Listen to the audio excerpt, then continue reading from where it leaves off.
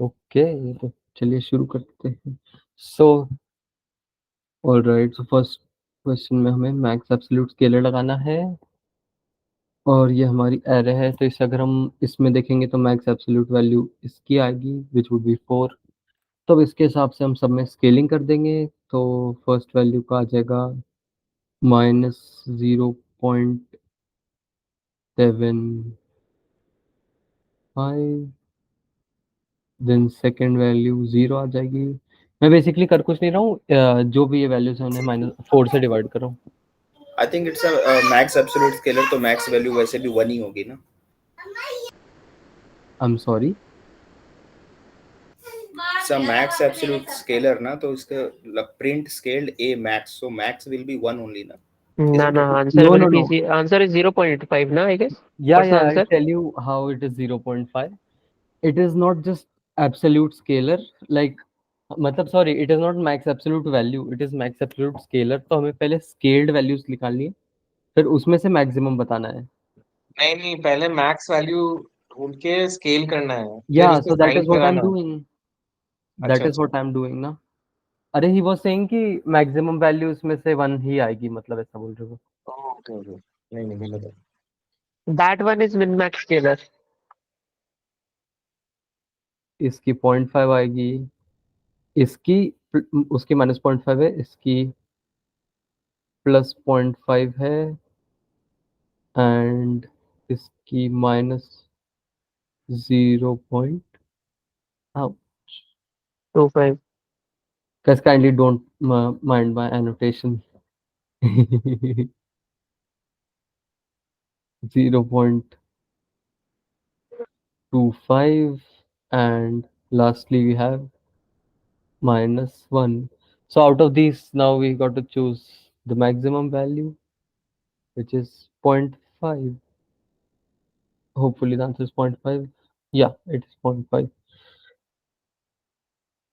Okay, तो अगले बढ़ते हैं यार। अगर किसी को कुछ डाउट हो तो बता देना, बाकी तो आगे बढ़ते हैं। Given below a Y train, ठीक है, तो ये इन्होंने वाई ट्रेन दे दिया है। देन हमें मल्टी लेवल बाइनरी सेट लगाना है, ठीक है, Y train to number, so which of the following options will match. Then classes इन्होंने ये दी regular, medium, veg, non veg. तो यहाँ पे just go with the options, I guess वही आंसर मिल जाएगा उसकी ओके। लेंथ के बेस पे। हम्म। हाँ। बताइए सर जी, आप लेंथ के बेसिस पे क्या बता रहे थे? अदरवाइज मैं तो वहाँ 1010 लिख के करता। हाँ तो देखो, चार चार के चार ग्रुप आएंगे ना, क्योंकि क्लासेस चार है। तो it will be regular, medium, veg और नॉन वेज, ये चार कॉलम्स बन के आएंगे हमारे पास। सो हम्म। बाकी कोई हो भी नहीं सकता इवन, अगर ऑप्शंस में यू डोंट हैव हाँ, टू चेक कि 1010 कैसे आया, तो डायरेक्ट आंसर सेकंड वाला भी आ रहा है, क्योंकि एक हर रो में चार कॉलम रहेंगे, दैट्स व्हाई। लाइक देखिए, आपको चेक ये करना है कि यहाँ पर अगर ये सब, ये चार वैल्यूज ऐसी ऐसी दी हुई है, तो जिसमें जो है, जिससे इन्हें अगर आप A B C D assign कर लें, तो जैसे रेगुलर वहाँ पर है तो रेगुलर वाले पे 1 लग जाएगा इसमें, मीडियम नहीं है तो 0, वेज है तो 1, नॉन वेज नहीं है इसलिए 0, तो रेगुलर वेज है पहले इसलिए 1010 हो गया। एंड सिमिलरली मीडियम वेज है तो दैट वुड बी 0110, तो 0110, एंड सिमिलरली बाकी दो के भी, है ना। होपफुली क्लियर हो गया, किसी को नहीं हो तो बताना। देन नेक्स्ट क्वेश्चन, ठीक है, हम मशीन लर्निंग में पाइपलाइन यूज किए हमने, देन ठीक एस वी एम लगा दिया। ओके ओके, ये हमारी एरे है, एक्स ये वाई। ठीक, स्टैंडर्ड स्केल लगाया, फिर एसवीसी लगा दिया। अच्छा, अब इस वाह, ऊपर क्वेश्चन पढ़ने का मतलब ही नहीं है। पाइपलाइन की, पाइपलाइन का उन्होंने पूछा है, तो pipeline combines multiple models for better model performance, नहीं, ये चीज नहीं थी। पाइपलाइन हमें ये होता है कि प्री प्रोसेसिंग और मॉडल, और अगर आपने ऐसे दो तीन अलग अलग डोमेन्स में चीज लगाई तो उन्हें आपको एक ऑर्डरली फैशन में लगाने के लिए वो करता है। Pipeline allows simultaneous training of the scaler and classifier.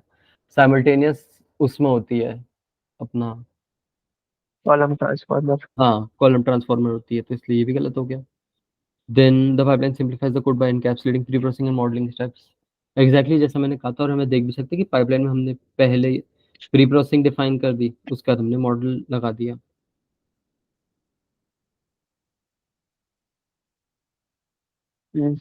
आगे Yeah. And the fourth one is the pipeline ensures that only linear SVM can be used for this classification task. Again ऐसा कुछ है ही नहीं, क्योंकि यहाँ पे भी हमने एसवीसी ही इंपोर्ट किया, तो यहाँ पे भी एसवीसी लिखा है। लीनियर का कोई सवाल ही नहीं उठता है कि सिर्फ लीनियर एसवीसी ही यूज हो।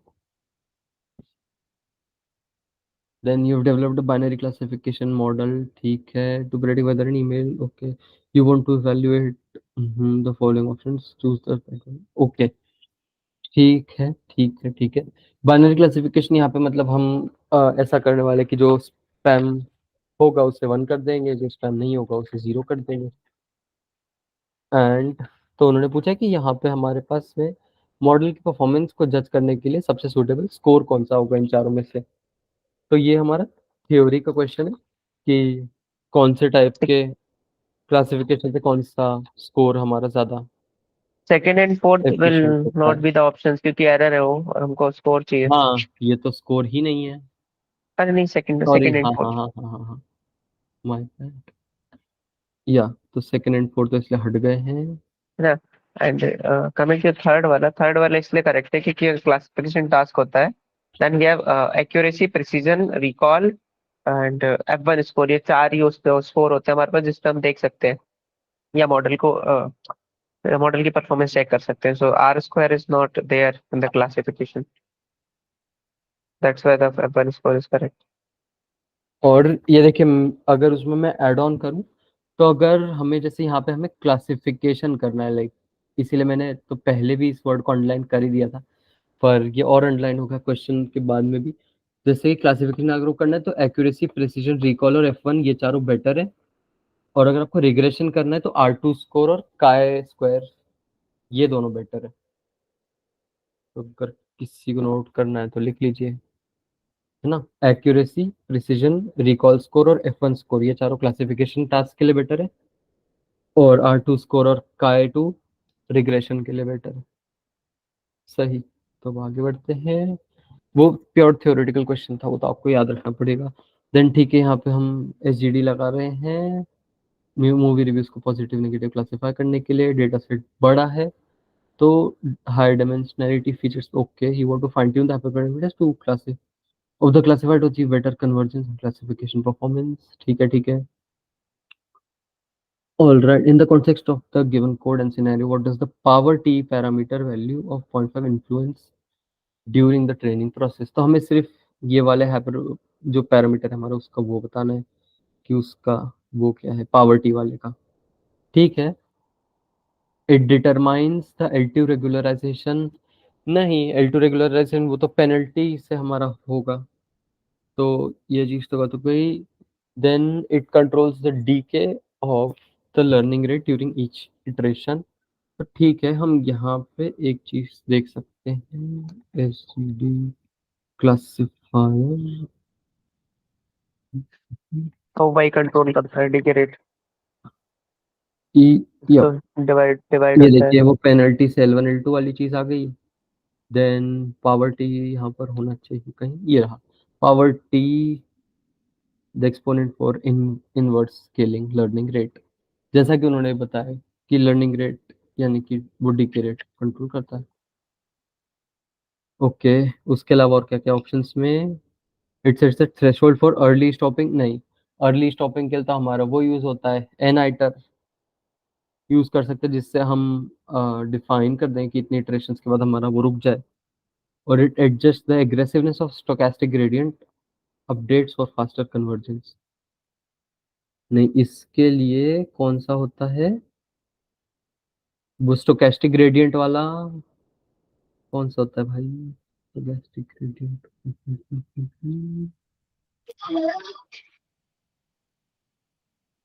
Sorry, does someone want to say something?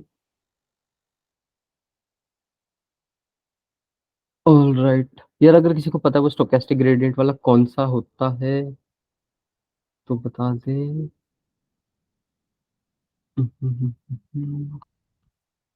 Okay, no worries, तो हम let's proceed। अरे सही। तो जैसे उन्होंने बता दिया कि हमारा एक चीज जो एग्रेसिवनेस होती है वो तो शायद और कोई डिफाइन करता है ना। I guess regularisation parameter. Regularisation parameter C वो बताता है क्या? स्टोकास्टिक ग्रेडियंट में एग्रेसिवनेस तो अल्फा पैरामीटर डिफाइन करते हैं ना। ओके हाँ। ओके, तो देन ये भी रॉन्ग हो जाता है। ये अल्फा हो गया, ये एनाइटर हो गया, अर्ली स्टॉपिंग वाला मतलब अलग ही वो रहता है, वो हो गया। और ठीक है, और ये तो पेनल्टी हो गई ये वाली, तो इसलिए ये सही है, डीके रेट वाला। पावर्टी हमारा डीके रेट बताता है। ऑल राइट, अब इसके अगले पे इसका आउटपुट पूछा, ठीक है, हमें ये दे दी कॉर्पस, काउंट वेक्टराइजर लगाना है। ओके, और वैसे करना। ऑल राइट, तो एक बार हमारे, थोड़ा सा नीचे स्क्रॉल करो। हाँ बताइए, सही अच्छा है। ठीक है बस। नहीं हाँ जा, ये तो वैसे भी हो जाएगा। हाँ एक, दो, ठीक। 3, 4, 5, 6, 7, 8। अरे नहीं नहीं, इतना करने की जरूरत ही नहीं है। तो एक सिंगल लिस्ट में है कॉर्पस हमारा। तो द फर्स्ट हाँ करेक्ट, तो वो value will one. Dimension he single रहेगा, इसलिए फिर 1,16 वो मार्क कर सकते हैं। बट अगर किसी को वो है तो फिर ये करना कि सिंगल एंट्री छोड़ के, जैसे कि सिंगल लेटर वर्ड को मत काउंट कर ला, और बाकी सारे गिन देना। डबल लेटर को मत करना। नहीं, बगैर डबल लेटर किए तो काफी कम आ रहे हैं, 1, 2, 5, 6, 7, 8, डबल 9, लीटर काउंट होता है। 11, 12, अच्छा 13, होता है। 13 ही आ रहे ओके हैं। वो किसी ओके और ओके में मैं नहीं होता है, मेरे को भी याद है एक में किसी में डबल लेटर भी काउंट नहीं होता है। बट ओके, इसमें डबल लेटर होता है, और ऐसे भी ये 1,16 लिखते हैं, तो any which ways this is the correct answer. अब when using machine learning alone, ठीक है, रैंडम स्टेट पैरामीटर जो है हम सेट करते हैं, तो उससे फायदा क्या मिलता है? Okay, it ensures that the model will always produce the same predictions for any input data। नहीं, इसके लिए तो वो चीज होती है कि वो हमेशा वही की वही रिजल्ट आए, वो पैरामीटर फिक्स हो जाते हैं, वो वाला कौन सा होता है भाई, वो चीज, it guarantees the model will converts to the global optimum during training, it prevents पहला वाला ओवर। डमी क्लासीफायर है, डमी कुछ भी लगा लो डमी वाला। It will just see the output और उसके बेस हाँ पे ऑर्डर करते हैं। राइट, तो ये हमारा डमी क्लासिफायर इसलिए गलत हो गया। It guarantees that the model will converge to the global optimum during training. And I guess third, ये क्वेश्चन समझाने की जरूरत है नहीं। हाँ वही, लाइक रैंडम स्टेट तो बस हम इस ओवर फिटिंग अंडर फिटिंग से लेना देना नहीं है। बस उसका ये पर्पस होता है कि जितनी बार भी कोड रन करो तो आउटपुट विल रिमेन सेम, या जो टेस्ट में डेटा लिया गया वो टेस्ट में हर बार वही डेटा जाए, और जो ट्रेन में लिया है वो हर बार वही जाए। नथिंग हाँ, एल्स। बस बेसिकली कि कंसिस्टेंट रिजल्ट्स के लिए। Okay, consider the code involving the use of label encoder, ठीक है, लेबल एनकोडर लगाना है। एप्पल ऑरेंज इस पे, विच of the following statement is true based on, I don't know why I feel like ये लगभग सारे क्वेश्चंस करे करे से लग रहे हैं। बट ऑलराइट, हाँ after calling encode transform pineapple and error, ठीक है, पाइनएप्पल तो ऑब्वियसली बात है कि वो एरर इस करे क्योंकि है ही हमारे नहीं। एरे में एप्पल ऑरेंज बनाना ही है और ग्रेप है, तो ये चार हुई है, तो ये तो एरर रेस करेगा, तो ये स्टेटमेंट सही है। Then label encoder assign the small integer values to labels appearing earlier in data set, no, label encoder जो है हमारा वो अल्फाबेटिकल ऑर्डर में करता है, तो ये इसे 0 देगा, 1, देन 2, और ऑरेंज को 3 देगा। If the encoded data contains the integer 3, it correct corresponds to the label apple। Again मैंने encode कर दिया तो हम पता है 3 का मतलब ऑरेंज है, एप्पल नहीं, तो ये भी गलत है। Label encoder encodes the data based on the alphabetical order of the labels, सही है, ये चीज तो मैंने अभी करी भी। देन ठीक है, which of the following statement is true, K neighbours classifier with high values of N neighbours produces complex decision boundaries. All right, नहीं, जितने ज्यादा नेबर्स बढ़ते हैं उतनी ज्यादा हमारी बाउंड्रीज स्मूथ होती जाती है। ये भी अगेन लाइक थ्योरेटिकल ही है ये चीज, ये देखिए, ये तो मेरे नोट्स में तो लिखी हुई है मेरे पास कि के नेबर्स, के एन एन में अगर एन नेबर्स मोर है तो स्मूदर डिसीजन बाउंड्रीज, लेस है तो सिंपलर डिसीजन बाउंड्रीज होती है। ओके, तो इसलिए फिर ये चीज गलत हो गई। आपको देखा देखा से क्वेश्चन इसलिए लग रहा है ना कि अभी हमने लास्ट टाइम जो अपना दिया है क्विज, उसमें ये क्वेश्चन था, इसके पहले वाला भी था। What? क्विज में तो पता नहीं, लाइक काफी पीवाईक्यूज में भी सेम क्वेश्चन आ चुका है। Okay, let's not bother about that. Let's continue. So, in k-neighbor specifier, the scale of the features columns can impact the decision boundaries. Okay, उनकी scale impact कर सकती है क्योंकि हमारे ये वही है क्या अनुज भाई, कि जैसे मान लीजिए आउटलायर होंगे तो फिर वो दूर रहेगा, तो इसलिए फिर उससे इम्पैक्ट हो जाएगा।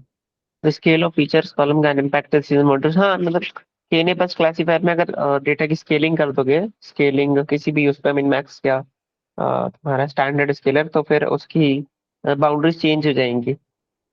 इवन ट्राई ऑन दिस, इसका एग्जांपल अभी तो नहीं है, बट हाँ ये होता है। अगर कोई नेक्स्ट क्वेश्चन आए केने बस पे तो जस्ट रिमाइंड, तो ये वाला करके दिखा देंगे। ओके, तो ये भी सही है। इसे वैसे भी समझना है तो वो आउटलायर वाला फंडा समझ लेना, स्केलिंग से वो वैसे हो जाएगा तो फिर इसीलिए। Which of the following option correct regarding regularisation? ठीक है, रेगुलराइजेशन की पूछ रहे हैं ये लोग। सही। तो okay, yeah, regularization is the error given by any model while predicting the values of the test set. नहीं, हमारा C is the regularization parameter that controls the trade-off between maximizing the margin and optimizing the classification error. तो वो खुद error नहीं होता है regularization. Then it helps in decreasing the bias of the training model. Regularization से bias घटता है।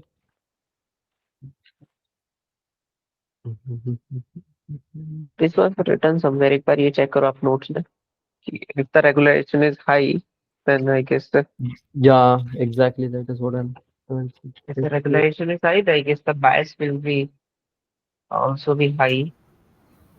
High regularization, high bias, and it reduce the overfitting of the model.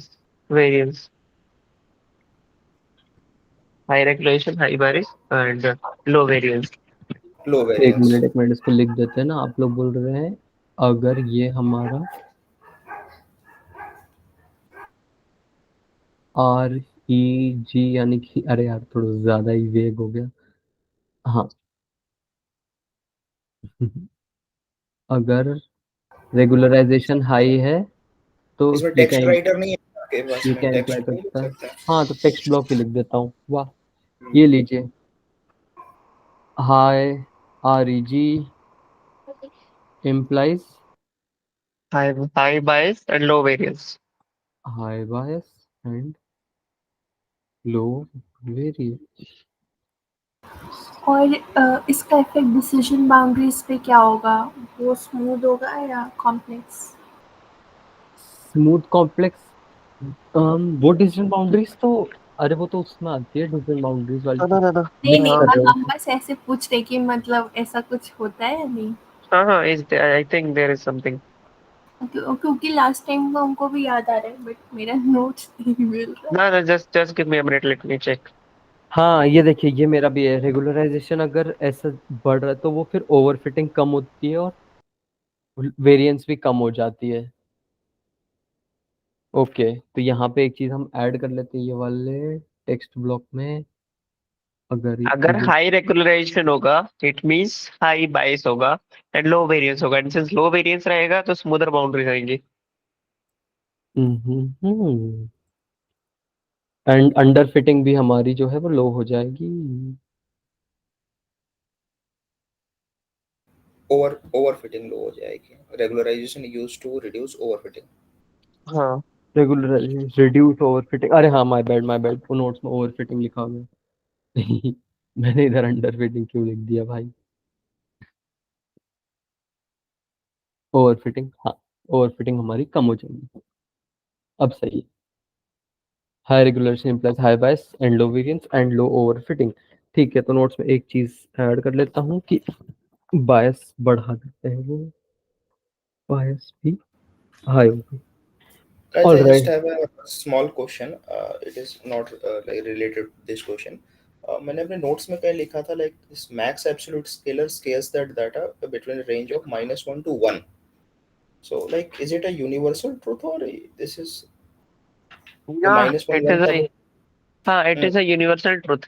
इसके पीछे अगर लॉजिक देखोगे तो we will hmm divide it by the max value. तो max value जो होगी उससे हम्म उससे हम डिवाइड करते हैं एब्सोल्यूट लेके। So if we are dividing something maximum value, तो या तो हम्म अगर नेगेटिव हटा दोगे तो मैक्सिमम वैल्यू से डिवाइड होगा, वो 1 आएगा मैक्स नंबर, है ना।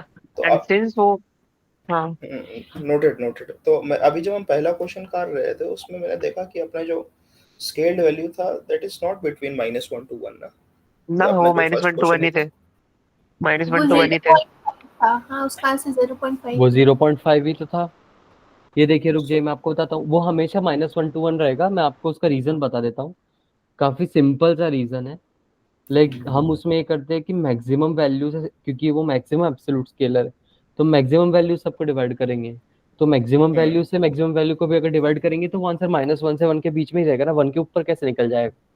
4 अगर तो 4 से यहाँ डिवाइड पर हो रहा है तो 1 ही आएगा। तो यहाँ पर अपनी अपनी वैल्यू आई थिंक 1 नहीं है ना। द मैक्स वैल्यू इज 0.5 यहाँ पर जो आ रही है आफ्टर हाँ, बिकॉज ट्रांसफॉर्मेशन। दिस इज -4 ना। अगर हम्म ये 4 होता सिर्फ हम्म। तो हमारा 1 आ जाता। पॉजिटिव ठीक है ना, ये पॉजिटिव 2 को डिवाइड किया माइनस मतलब 4 से, इसलिए फिर वो 0.5 आया। ठीक नोटेड। इसमें से मतलब आप आगे समझ नहीं पा रहे। देखिए, मैं आपको सिंपल से एक लाइन में समझा देता हूँ कि इसमें करना ये है कि आपको इन सब की एब्सोल्यूट वैल्यूज लेनी है, उनमें से मैक्सिमम उठाना है, तो वो 4 आएगा। और फिर इन सब की जो नॉर्मल वैल्यूज है, नॉट एब्सोल्यूट, उन्हें जो मैक्सिमम एब्सोल्यूट वैल्यू आई है उससे डिवाइड कर देना है, डिवाइड कर। तो स्केलिंग हो ठीक जाएगी। Noted noted. ऑलराइट, तो हम थे कहाँ थे? यहाँ थे। ठीक है, तो हमें समझ आएगा कि ये दोनों गलत क्यों हैं। हाई रेगुलराइजेशन से हमारा हाई बायस हो जाता है, तो ये लो बायस डिक्रीजिंग बायस वो गलत हो गया। Compare to without regularised model, regularisation decreases the variance. हाँ, लो वेरिएंस है, decrease the variance of training model. Predictions made एक सेकंड, एक second, why the third option is correct? By the third option is correct if यही एक the statement लिख लीजिए ना, देख लीजिए। हाँ हाँ, अगर ये देखेंगे सो हम्म, विदाउट रेगुलराइज्ड मॉडल मतलब लो रेगुलेशन यू कैन से, है ना। तो हाँ, it should increase the variance ना। Without compare to. अरे वो कंपेयर टू लिखा है भाई, कि अच्छा अगर ओके। रेगुलराइजेशन ओके है तो compare to without regularised model, उसकी जो वेरिएंस है वो कम आएगी हाँ ओके विदाउट ओके। रेगुलराइज्ड वाले से। हाँ हाँ, गॉट इट गॉट इट। और फिर last option is predictions made with ridge regression are less sensitive to weights than linear regression. Okay. ये थोड़ा सा थ्योरी क्वेश्चन है। हाँ, अगेन ये सारे ही अभी 2-3 थ्योरी वाले ही हैं, तो हमें यहाँ पर रिज और उसका बताना है just। जो रेज होता है वो लेस सेंसिटिव टू आउटलियर्स, एक सॉरी रेज और लासो में एक लेस सेंसिटिव टू आउटलियर्स होता है, ये शायद वेट बैलेंस करने के लिए होता है। एक हम्म, बार ये कंफर्म कर लो। हाँ, एक बारी वही चीज देख रहा हूँ। रिज एंड लासो में कौन कैसे, अगर किसी और को बता तो बताएं। लाइक कोई वो वाली बात नहीं है। Okay, wait a second. So ridge regression is less sensitive to outliers compared to lasso. This is because ridge penalize the squared magnitude of coefficients, which tends to swing towards zero evenly. On the other hand, lasso penalize absolute magnitude of coefficients, which can lead to some coefficients being exactly zero. This make lasso more sensitive to outliers. So अगर ridge है that is less sensitive to outliers, and जो हमारा lasso होता है that is sensitive to outliers. Okay, okay. वैसे ridge और linear regression में यहाँ पर आउटलायर्स, यहाँ पे वेट से क्या इफेक्ट पड़ रहा है वो पूछा है इन्होंने।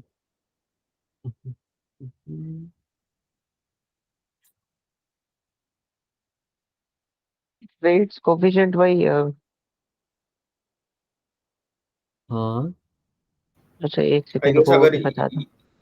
ये कॉपी हो जाए ना, तो इसको कॉपी करके एज में कोपायलट होगा उसमें डाल दो, that will give a better explanation I guess, सब लोग देख लेंगे।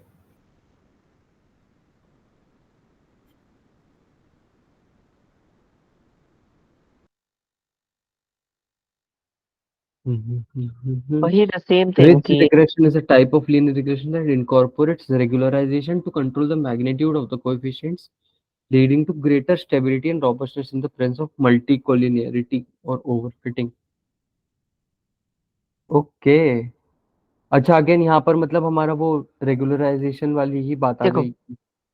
लासो L1 होता है, तो वो क्या करता है, जो उसके जो कोफिशिएंट्स है उसके बेस पे होता है, तो वो उसके मैग्नीट्यूड से उनको डिवाइड करता है। Like it's not the square one, but वो शायद उससे करता है, उसके एब्सोल्यूट वैल्यू से। ठीक है, एब्सोल्यूट मैग्नीट्यूड ऑफ कोफिशिएंट से वो डिवाइड करता है उसको, है ना। इससे क्या होता है कि हमारा जो कुछ कुछ कोफिशिएंट्स होते हैं वो जीरो हो जाते हैं, and this makes lasso more sensitive to weights as it can. मतलब देखो, अगर कुछ कुछ जीरो हो जाएंगे हमारे, सो व्हाट इट डज कि हमारा कोई ऐसा चांसेस है कि हमारा रेलेवेंट फीचर भी वो हो जाए, क्या बोलते हैं उधर मॉडल से, उसकी अगर कोफिशिएंट उसका जीरो हो गया तो उसकी इफेक्टिवनेस जो आनी चाहिए थी मॉडल में वो नहीं आ पा रही। That's why it is sensitive to outliers. But ridge में उसका स्क्वायर लेके करते हैं, so that is more better, and that's why it is not sensitive to outliers or the coefficients or the weights whatever. ये देखिए, ये दो line पढ़ लीजिए अगर किसी को समझ नहीं आ रहा है तो। एक तो है कि रिज रिग्रेशन में L2 होता है जैसा अनुज ने बताया अभी, तो वो प्रिवेंट करता है coefficients from growing too large, और binding regularisation term ridge regression introduces a bit of bias, और जैसा कि हम देखा हुआ इधर बायस से वेरिएंस कम हो जाती है, बायस और वेरिएंस आर इनवर्सली प्रोपोर्शनल, और the addition of regular term helps to ensure that no single coefficient dominates the model. ठीक है, सही। Then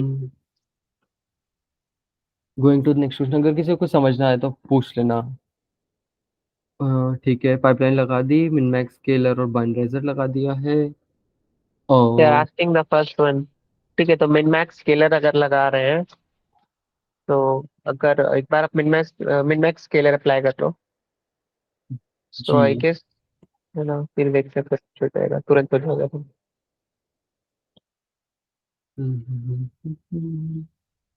तो इस पे अगर हम, और बाइनराइजर का हमारा थ्रेशोल्ड 0.1 है,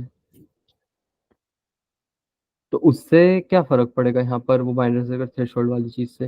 वैल्यू 0 1 हो जाएगी, अगर 0.1 से कम हुआ तो 0, उससे ऊपर हुआ तो 1।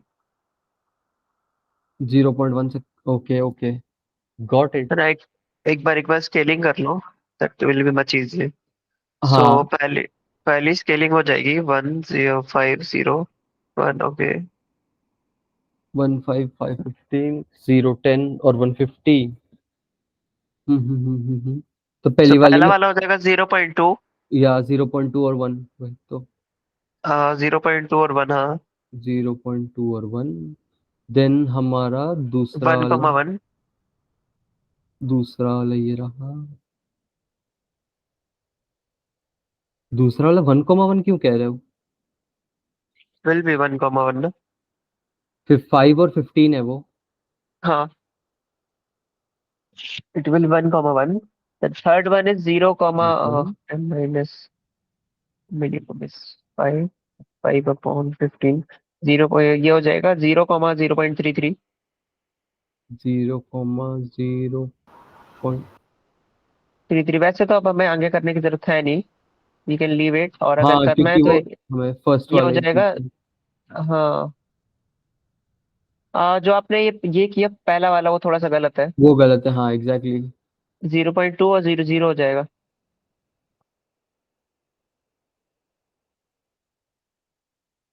0.2 comma 0, and the last one is 0.2 comma 1। ये 0, जीरो हाँ। पॉइंट टू जीरो हाँ, अभी on basis of this we can say कि बाइनराइजर क्या करेगा, 0.2 को 1 में कन्वर्ट कर देगा और 0 को 0 में, सो आंसर विल बी 1,0। या अब ये देखिए बाइनराइजर वाली चीज समझाते तो थ्रेशोल्ड यहाँ पे 0.1 है, तो जैसा उन्होंने बोला कि जो 0.1 से नीचे होगा वो वैल्यू 0 हो जाएगी और जो 0.1 से ऊपर होगा वो वैल्यू 1 हो जाएगी, क्योंकि बाइनराइजर 0 1 में कन्वर्ट कर देता है। तो यहाँ पे ये 1 हो जाएगा और ये 0। तो ऑप्शंस में अगर देखें तो 0 0 1 0 1 1 0 1, तो 1 0 हम ढूंढ रहे थे, 1 0 हमें इसमें मिल गया। ठीक है, ओके, पीसीए लगा दिया है 10 फीचर्स वाले डेटा सेट पे। ठीक है, और यहाँ पे हमारे पीसीए मेन कंपोनेंट्स 4 डिफाइन कर दिए हैं। ओके, और हमसे explained variance ratio the class में। ठीक है, after executing which of the following statement is true regarding explained variance. Okay, पहली बात तो ये है कि एक्सप्लेन्ड विद कंबाइंड नहीं, ऑब्वियसली क्योंकि इन्होंने ये पीसीए वाले उस पे अप्लाई किया तो उसमें 4 ही हैं, तो ये इन्होंने इसमें कहा कि ऑफ ऑल 10। तो no, to get a data set with more than 90% of the original variance, you can set n components to 0.9 when initializing PCA. Okay, I guess PCA दो तरीके से डिफाइन कर सकते हैं ना, या तो हम मतलब नंबर में कर दें इंटीजर में, तो जिससे वो फीचर का वैसे हो जाए, या फिर ऐसे पॉइंट में करके परसेंटेज में, ऐसे होता है क्या, है ना? No idea. Okay, I think बाकी ऑप्शंस देख लो इफ दे आर हाँ इनकरेक्ट। वही एक्स अंडर स्कोर पीसी, यानी कि अच्छा एक्स अंडर स्कोर पीसी ये रहा जिसमें पी से फिर ट्रांसफॉर्म लगा रहे हैं, डेटा को वो कर रहे हैं, तो data set contains the original 10 features but with reduced dimensionality. नहीं नहीं नहीं, और ऐसा नहीं होता कि फीचर्स तो नहीं और डायमेंशनलिटी रिड्यूस हो गई। Principal components in XPCA are based only on most significant features, most significant original features. ऊपर वाला ऑप्शन आई गेस बी या डी, अगर कोई बता पाए तो। Principal component XPC are based only on the most significant original features, most significant original. Okay, so PC is known for dimensionality reduction. So जो third वाला ऑप्शन इनकरेक्ट है, that's why, because की n component यहाँ पे 4 है, so it will हाँ वो वही सिर्फ तो, ये 10 नहीं रह जाएंगे ना, वही तो है। हाँ हाँ हाँ, the principal component XPC are based on the most significant original features. वो तो बस हाँ, बी या डी का एक्सप्लेनेशन चाहिए। डी क्यों गलत है, ये है principal components XPC are based only on the most significant original features, तो मोस्ट सिग्निफिकेंट ओरिजिनल की जगह मोस्ट सिग्निफिकेंट ट्रांसफॉर्म फीचर्स आएगा क्या? हम्म,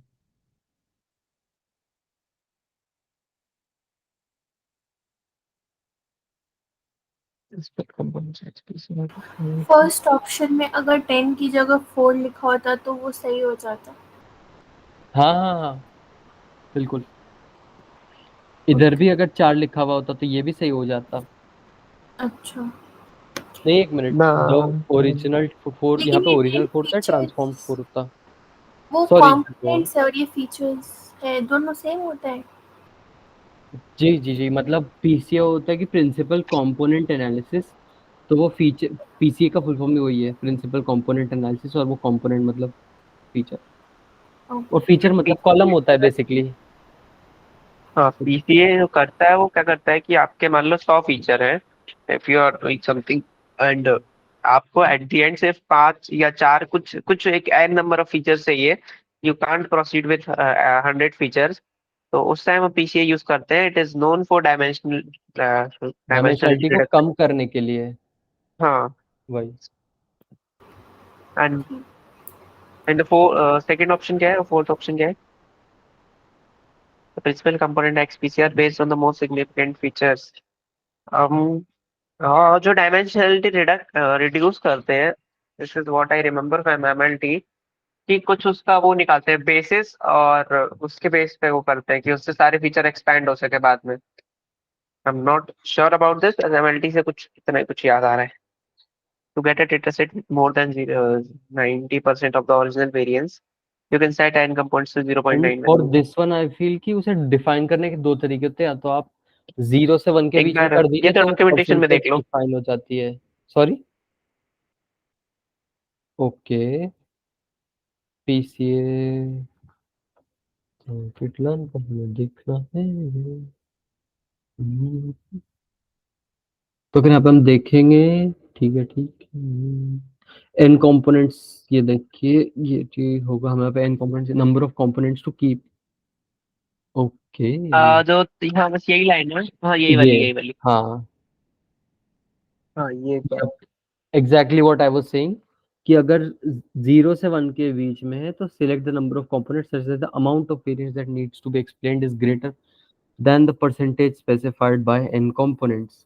वही हुआ, अगर आप डेसिमल में डालेंगे तो वो परसेंटेज हो जाएगी, और अगर आप ऐसे एन डिफाइन करेंगे खाली तो उतने कंपोनेंट्स विल बी केप्ट। सही है, मतलब वो मुझे सही याद था, तो ये चीज तो हमारी हो गई, इससे हमारा ऑप्शन बी सही हो गया। और ऑप्शन डी क्यों गलत है? प्रिंसिपल कंपोनेंट एक स्पेसिफिक बार वहीं जाओ, वहीं पे मोस्ट जाओ. Significant original features. हाँ, और टॉप पे सिंगल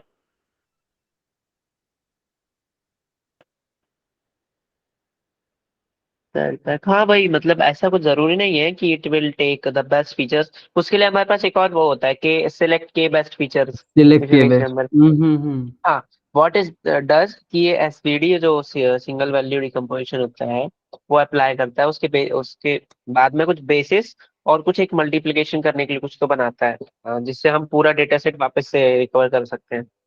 भाई ये चीज शायद से थोड़ी एक्सप्लेन So नहीं हो पाई actually, हो. I guess the last option is saying it is based on the most significant features. हाँ that By is the way, wrong. तो इसका जो होना चाहिए, like the correct statement would be KPCA will like it will be the most 4 significant features, because वहाँ पर 4 दिया हुआ है हमारा जो n component दिया हुआ है, I guess. अगर आप ऊपर स्क्रॉल करेंगे थोड़ा सा, हाँ जी हाँ जी, ये रहा। तो it is saying as 4 components. So और यहाँ like पे it उन्होंने will be डिफाइन the, ही नहीं किया yeah, है। हाँ, तो it अच्छा will be the हाँ, okay, 4 most got it, significant समझ features. गया समझ गया, मतलब पीसी अपने नो ना, हिसाब बट से सिग्निफिकेंट। पीसीए मोस्ट सिग्निफिकेंट पे वर्क नहीं करता, मेरे को जहाँ तक पता है. नहीं, most significant in the sense कि they are explaining the most variance in the data set. तो फर्स्ट चलो फीचर ये जो मैं होगा वो, कंफर्म करता हूँ बाद में. वैसे उनके एक्सप्लेनेशन से कहीं ना कहीं मतलब बात बन जाती है, जैसे कि देखिए मैं बता देता हूँ, ना मतलब ना, ये जो वही जो, हाँ देखो ये मिल गया answer. PCA doesn't directly select the most significant features in the traditional sense. Instead, it construct new features called principal components, which are linear combination of the original features.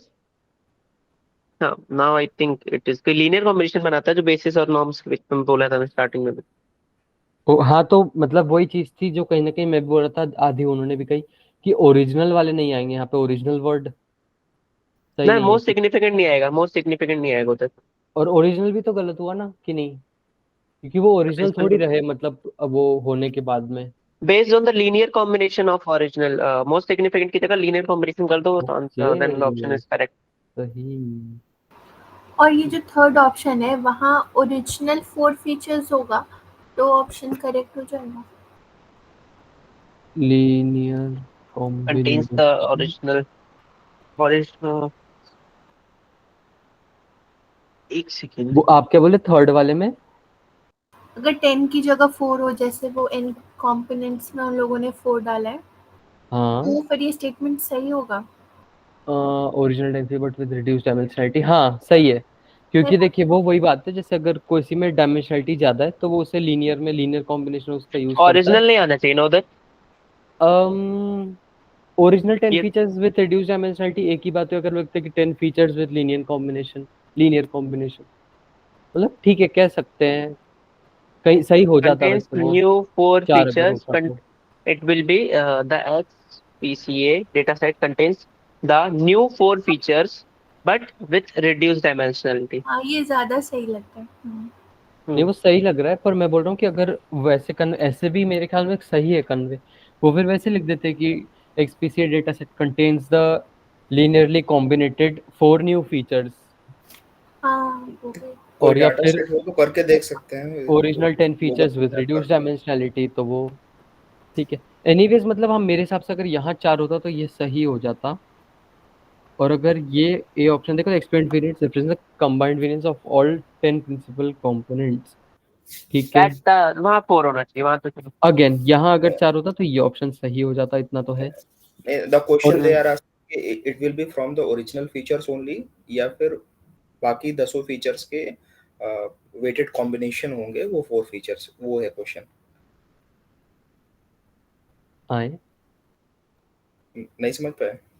मैं ये पूछ कह रहा हूँ कि इट इज, जैसे आपका feature matrix है, जो 4 फीचर्स लेंगे वो as per the feature matrix से 4 के 4 फीचर्स आ जाएंगे एज इट इज, या फिर जो हमारे जो टोटल जितने भी नंबर ऑफ फीचर्स हैं उनके वेटेड कॉम्बिनेशन होंगे, the new 4 features will be not matching with the original 4 features. हाँ, मतलब कॉम्बिनेशन, हाँ, linear combination This of the original original feature. original 10 features, this original word is making a problem, that's why I'm saying.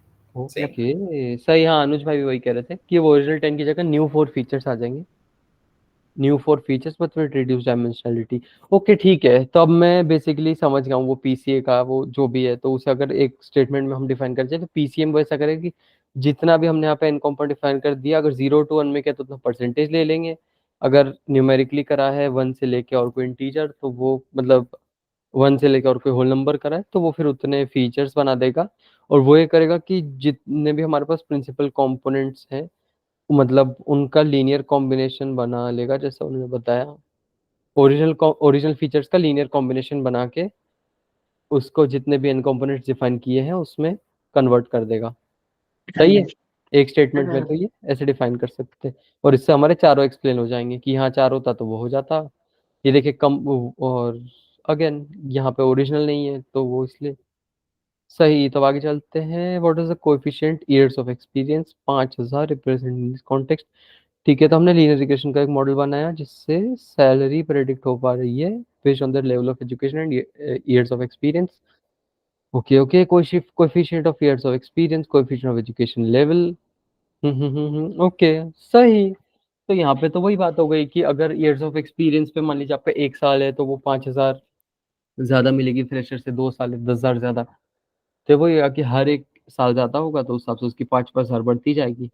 Similarly इसका भी वो education level का, तो यहाँ पे सिर्फ हमें ईयर्स ऑफ एक्सपीरियंस का पूछा था तो वो हो गया। डिक्रीज तो होगी नहीं क्योंकि बढ़ेगी। एजुकेशन लेवल है स्ट्रॉन्गर इम्पैक्ट, एजुकेशन लेवल नहीं, बिल्कुल नहीं, क्योंकि ये 3,000 है, ये 5,000 है, तो उसका उल्टा ट्रू है। Then coefficient doesn't have any meaningful interpretation, अरे कोएफिशिएंट का तो कोएफिशिएंट का ही तो मतलब है, और किस चीज का मतलब है। ओके तो ठीक है, हम एक डेटा सेट पे वर्क कर रहे हैं जिसमें सिंगल ही फीचर है और एक टारगेट वेरिएबल है। ठीक है, you decide to use polynomial regression, अच्छा, with degree 3 to capture potential cubic relationships.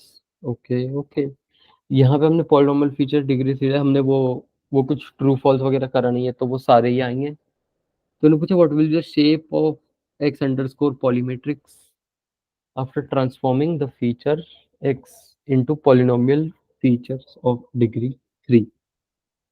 Okay okay okay, और पहली बात तो ये हमारे पास 5 है। हम्म। तो देखो जो एरे है एक्स, हमारा एक्स में सिर्फ x1 है, we can see no x2 no x3 nothing else. am I हाँ करेक्ट? हाँ, है ना? तो x1 है, तो x1 से अगर डिग्री 3 भी है, so how many combinations we can make? एक तो बायस ऑफ नहीं है, मतलब बायस फॉल्स नहीं है, तो एक 1 आ जाएगा, एक नॉर्मली x1 आ जाएगा, एक x1 का स्क्वायर और एक x1 का क्यूब, सिंस अच्छा, हाँ, इंटरेक्शन। सिर्फ x1 ही है हमारे पास, x2 तो है हाँ। ही नहीं, तो उसका मतलब ही नहीं पड़ रहा। सही है, और इन्हें क्यूब वाला एनालाइज करने थे तो x1 का स्क्वायर डिग्री आ 3 गया। है, अब अगर ये डिग्री n होती तो उतने वो आ जाते हैं हमारे पास, तो उतनी पावर तक वैल्यू आ जाती। x1 का 3 हो गया। अगर हमारे पास डिग्री 2 होती तो x1 x2 दोनों आ जाते हैं यहाँ पे, तो फिर वो थोड़ा हम्म। अलग सीन हो जाता। सही है हमारे इनफैक्ट पास, सही है 5,4 ही है वो। और ये तो हमारे पास 5 है तो 5 ही रहेंगे, और ये 4 हो जाएंगे नए वाले, तो 5,4 आ गया। ऑल राइट, तो choose the correct output of the following code. तो हमारे पास ये डेटा है, ठीक है, 2x2 के उसमें अगेन ये पॉलिनोमियल फीचर वाले डिग्री 3 है और इसमें इंटरेक्शन ओनली फॉल्स कर दिया इन्होंने। सो 1 आ इंटरेक्शन, जाएगा, x1 x2 हाँ, और x1 x2। 1 x1 x2 और x1 x2, हाँ, क्योंकि इंटरेक्शन ओनली उन्होंने फॉल्स कर दिया, तो वो x1 स्क्वायर x2 स्क्वायर नहीं आएंगे हमारे पास में। नहीं, एक हाँ मिनट एक मिनट, वो फॉल्स कर दिया तो आएंगे ना, आएंगे ना, हाँ। आएंगे आएंगे, इसलिए हमारे पास बड़ा एरे बनेगा, हमारे पास बढ़ेगा 1 बनेगा, देन x1 बनेगा, देन x2 है, उसके बाद में x1 का स्क्वायर, x1 का स्क्वायर है, x2 का स्क्वायर। x2 का स्क्वायर है, x1 x2 भी आएंगे।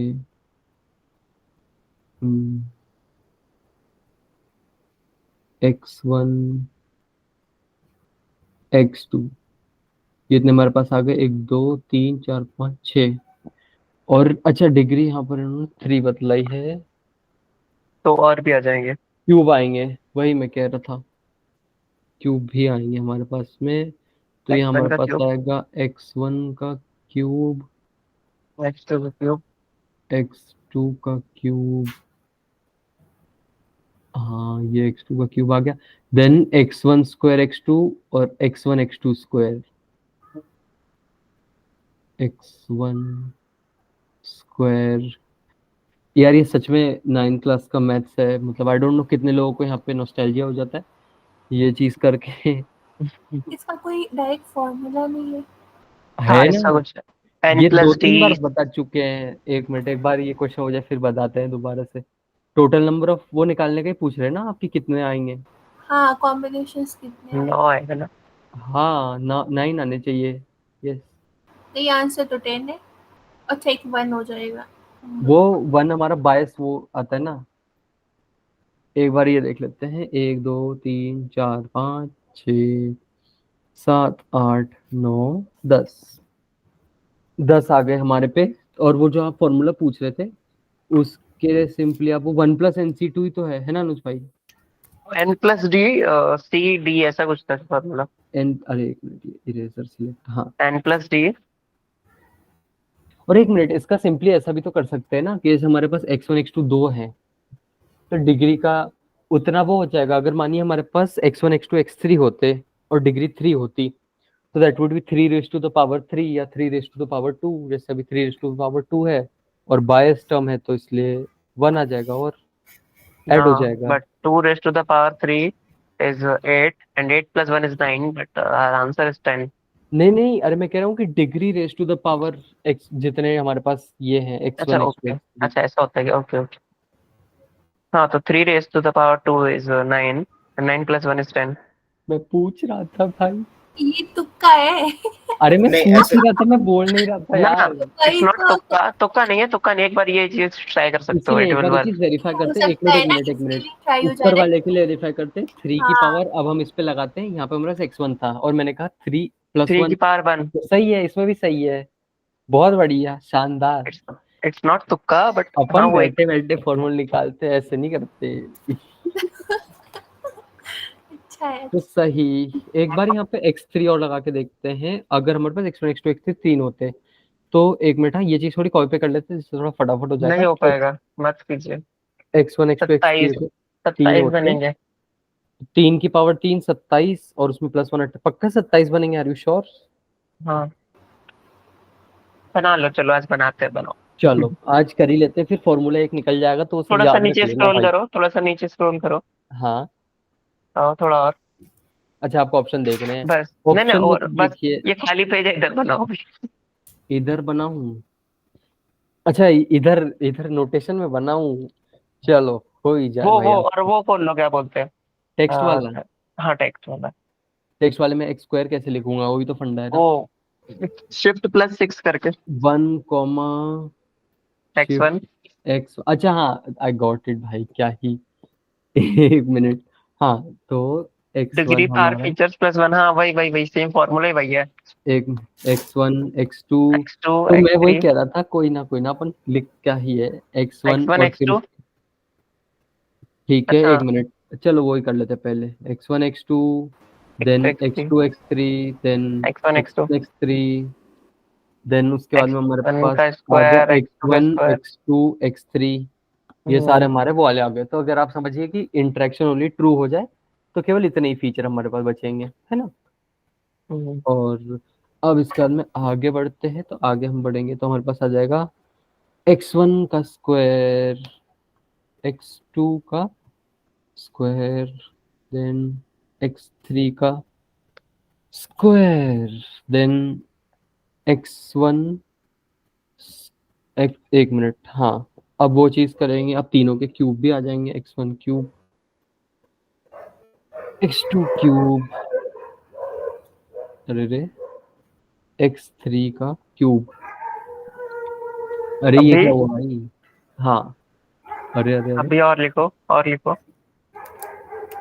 हाँ अब और लिखते हैं, तो अब आएगा x1 में स्क्वायर। यार x1 27 28 है, स्क्वायर लिखते कुछ तो। x1 अरे मत भाई 27 जाएंगे यार भाई, वही बहुत टाइम यार, चले छोड़ जाएंगे दो, मत। बहुत x2 है। You can x3, leave it, the formula is correct, the power to the एक मिनट, अरे डिग्री। भाई इतने में उम्मीद क्यों हार, देखो अपन ने कितने तो करी लिए, 1 2 3 4 अरे यार क्या 5 होगा ना, 6 जब 7 जैसे 8 जैसे 9 इंक्रीज 10 होगा ना, 11 12 13 14 कौन 15, सा तो वी हैव डन 15 हो ही गए भाई, अब चलो ठीक हो है, लिखो जाए, अब हो जाए x1 x1 square x2 x3 x2 x2 का, अब x2 का स्क्वायर हो गया और x3 हो गया, x3 हो गया, हाँ देन x1 x2 और x3 x3 का का होल स्क्वायर। स्क्वायर। ठीक है, अब अभी अब x1 का स्क्वायर x2 अच्छा वो वाले टर्म्स भी तो आएंगे ही, x1 का x1 square square x2 x2 comma x2 square x2 x3। Square x3 comma हाँ x3, अरे रे रे रे रे, हाँ x3 स्क्वायर x1 हाँ, अभी x1 square x3 x1 square x3 square x3 x2 square x1। x2 square x1 और x3 स्क्वायर x2 हाँ हाँ, x3 square x2। Link for today's revision session. Hopefully ये हो गया ना, कितना हुआ, 1 2 3 4 5 6 7 8 9 10 11 12 13 14 15 16 17 18 19 20 21 22 23, चार कौन से बच गए हैं और हमारे सिंस द डिग्री इज 3, तो अरे मत करो यार। कोई बस चार क्यों और बता भाई? दो, कितने लोग बैठे तो हैं भाई, कोई बता भी दो, बता दो। ऐसे नहीं होगा ना, एक एक चेक करना पड़ेगा कि कौन सा मिस हुआ है। ये मेरे ख्याल में यही छूटे हैं, एक मिनट, x1 स्क्वायर x2 हो गया, x1 के साथ स्क्वायर x3 का नहीं हुआ ना, अच्छा वो अब मैं समझ गया कौन से तीन छूट गए, I got it, x1 x1 square x3 हो चुका है, एक सेकेंड, तो हम ऐसे देखते हैं, x1 स्क्वायर x2 हो गया, x1 स्क्वायर x3 हो गया, then x2 square x3 x2 square x1 x3 square x2 और x3 स्क्वायर x1, वो भी हो गए, और ये क्यूब वाले भी हो गए, वो भी हो गए, तो कौन सा वाला टर्म बच गया भाई।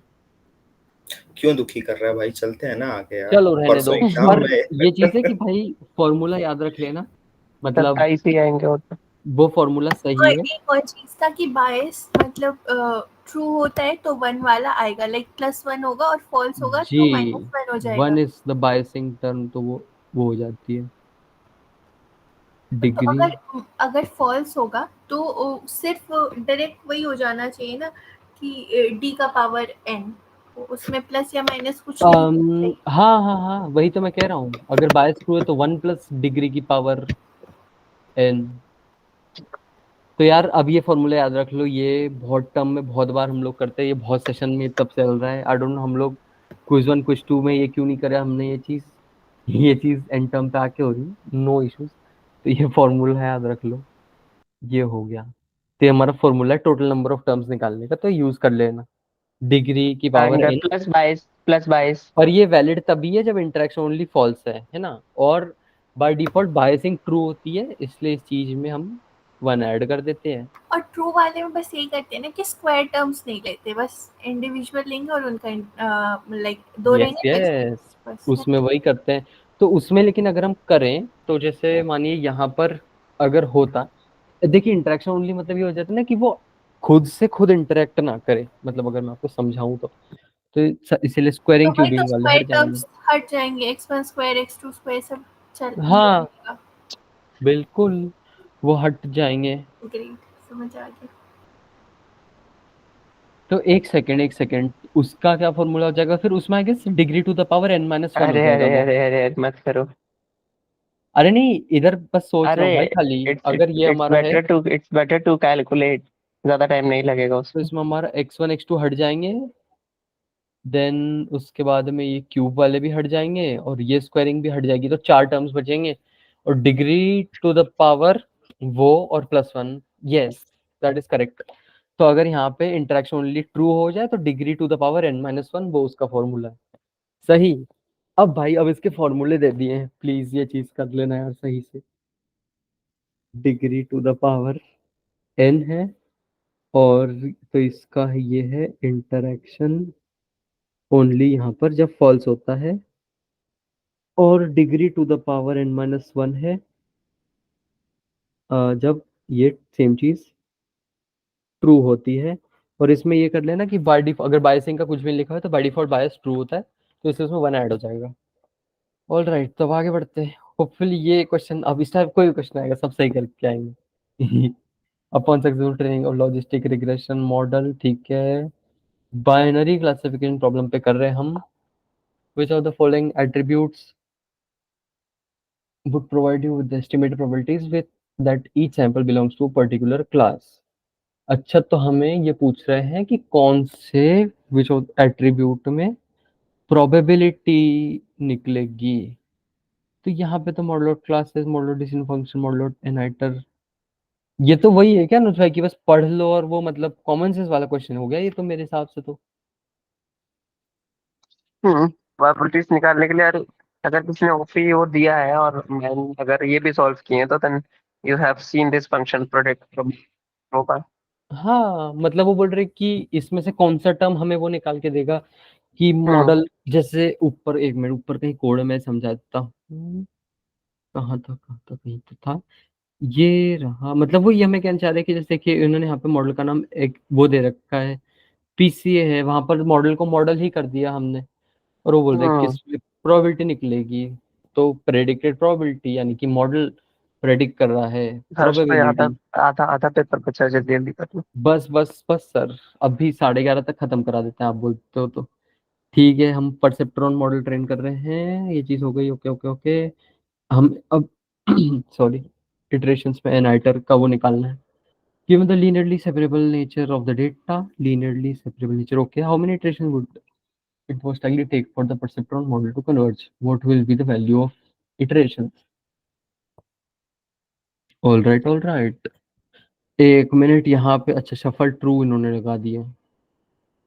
ओके हर बार ये डेटा चेंज कर देगा। हाँ, हाँ, ये हम लोगों ने पिछली बार भी क्वेश्चन किया था, वेरी I guess करेगा। the questions which we are seeing here is मैं वो all बोल रहा हूँ भाई सारे we are question solved। Repeated है। हाँ सारे सॉल्व्ड हैं। अनुज भाई So वैसे ये is पक्का मैं आपसे एक चीज कंफर्म कर रहा था कि लिंक आपने दी थी मेरे को क्वेश्चन पेपर की, ये जो हमारा क्वेश्चन पेपर है ये Jan 23 का इंटम का ही है ना? हाँ यार चेक कर लो। Hello, am I audible sir? अब तो सर खुद ही सट्टे में आ गए, इसलिए सर कुछ कह नहीं रहे। अरे भाई like I'm checking। एक मिनट भाई, मैं भी इधर इस ग्रेड खोल रहा हूँ, नॉट अ प्रॉब्लम। तो ये हमारा MLP देन Jan 23 में AN FN था, क्या था? AM था। AN था, तो AN में अगर मैं खोलूँ तो अरे हाँ सही है यार। यही है, सही पेपर है, सही पेपर है। गैस जैसे धोखेबाजी नहीं होती, पर ठीक है, वो एक बार डाउट हो गया ना क्योंकि ये सारे क्वेश्चंस करे करे से लग रहे अरे यार हैं। ये इस ग्रेड वाला भी धोखा दे सकता है, बट ठीक है, लेट्स गो अहेड। तो हाँ, तो इसका अरे जैसे हाँ, वो नहीं समझ लाइक आ रहा। थोड़ा इश्यू तो डाउट तो मेरे को हो रहा है। रीजन इज आई थिंक ये क्विज 2 का पेपर है। ये क्विज 2 का पेपर है, लास्ट वो क्विज मुझे भी था। कुछ तो लग रहा है क्योंकि द थिंग इज इसमें मतलब हमारे एनसेम्बल क्लासिफायर से रिलेटेड कोई क्वेश्चन है ही नहीं है, क्या पता हाँ नीचे हो। एनसेम्बल नहीं है, एमएलपी क्लासीफायर नहीं है। नीचे हो I don't know, but again we अरे कैन, ये आ यार, गया, बस यार आ गया। दिस इज ना ना, ये पेपर ही नहीं है। क्या हुआ? नीचे और नीचे जाओ, गलत पेपर है?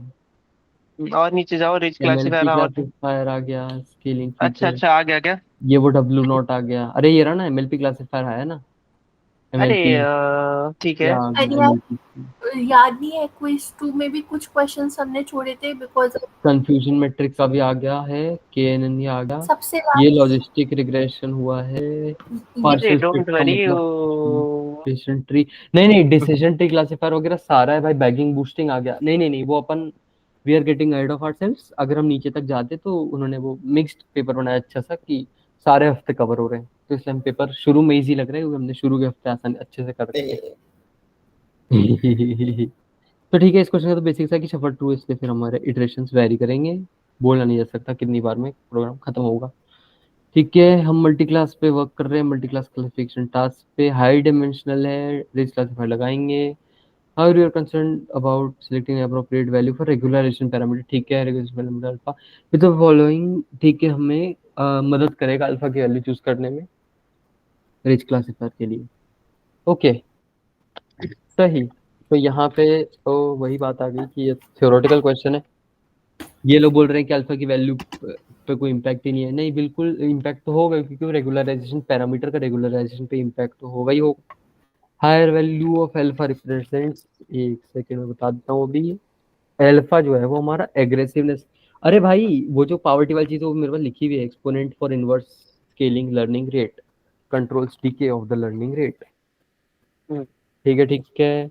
हाँ, तो ये कह रहे हैं leading to larger feature coefficients, ये ऐसा बोल रहा है कि भैया लार्जर फीचर कोएफिशिएंट्स आ जाएंगे।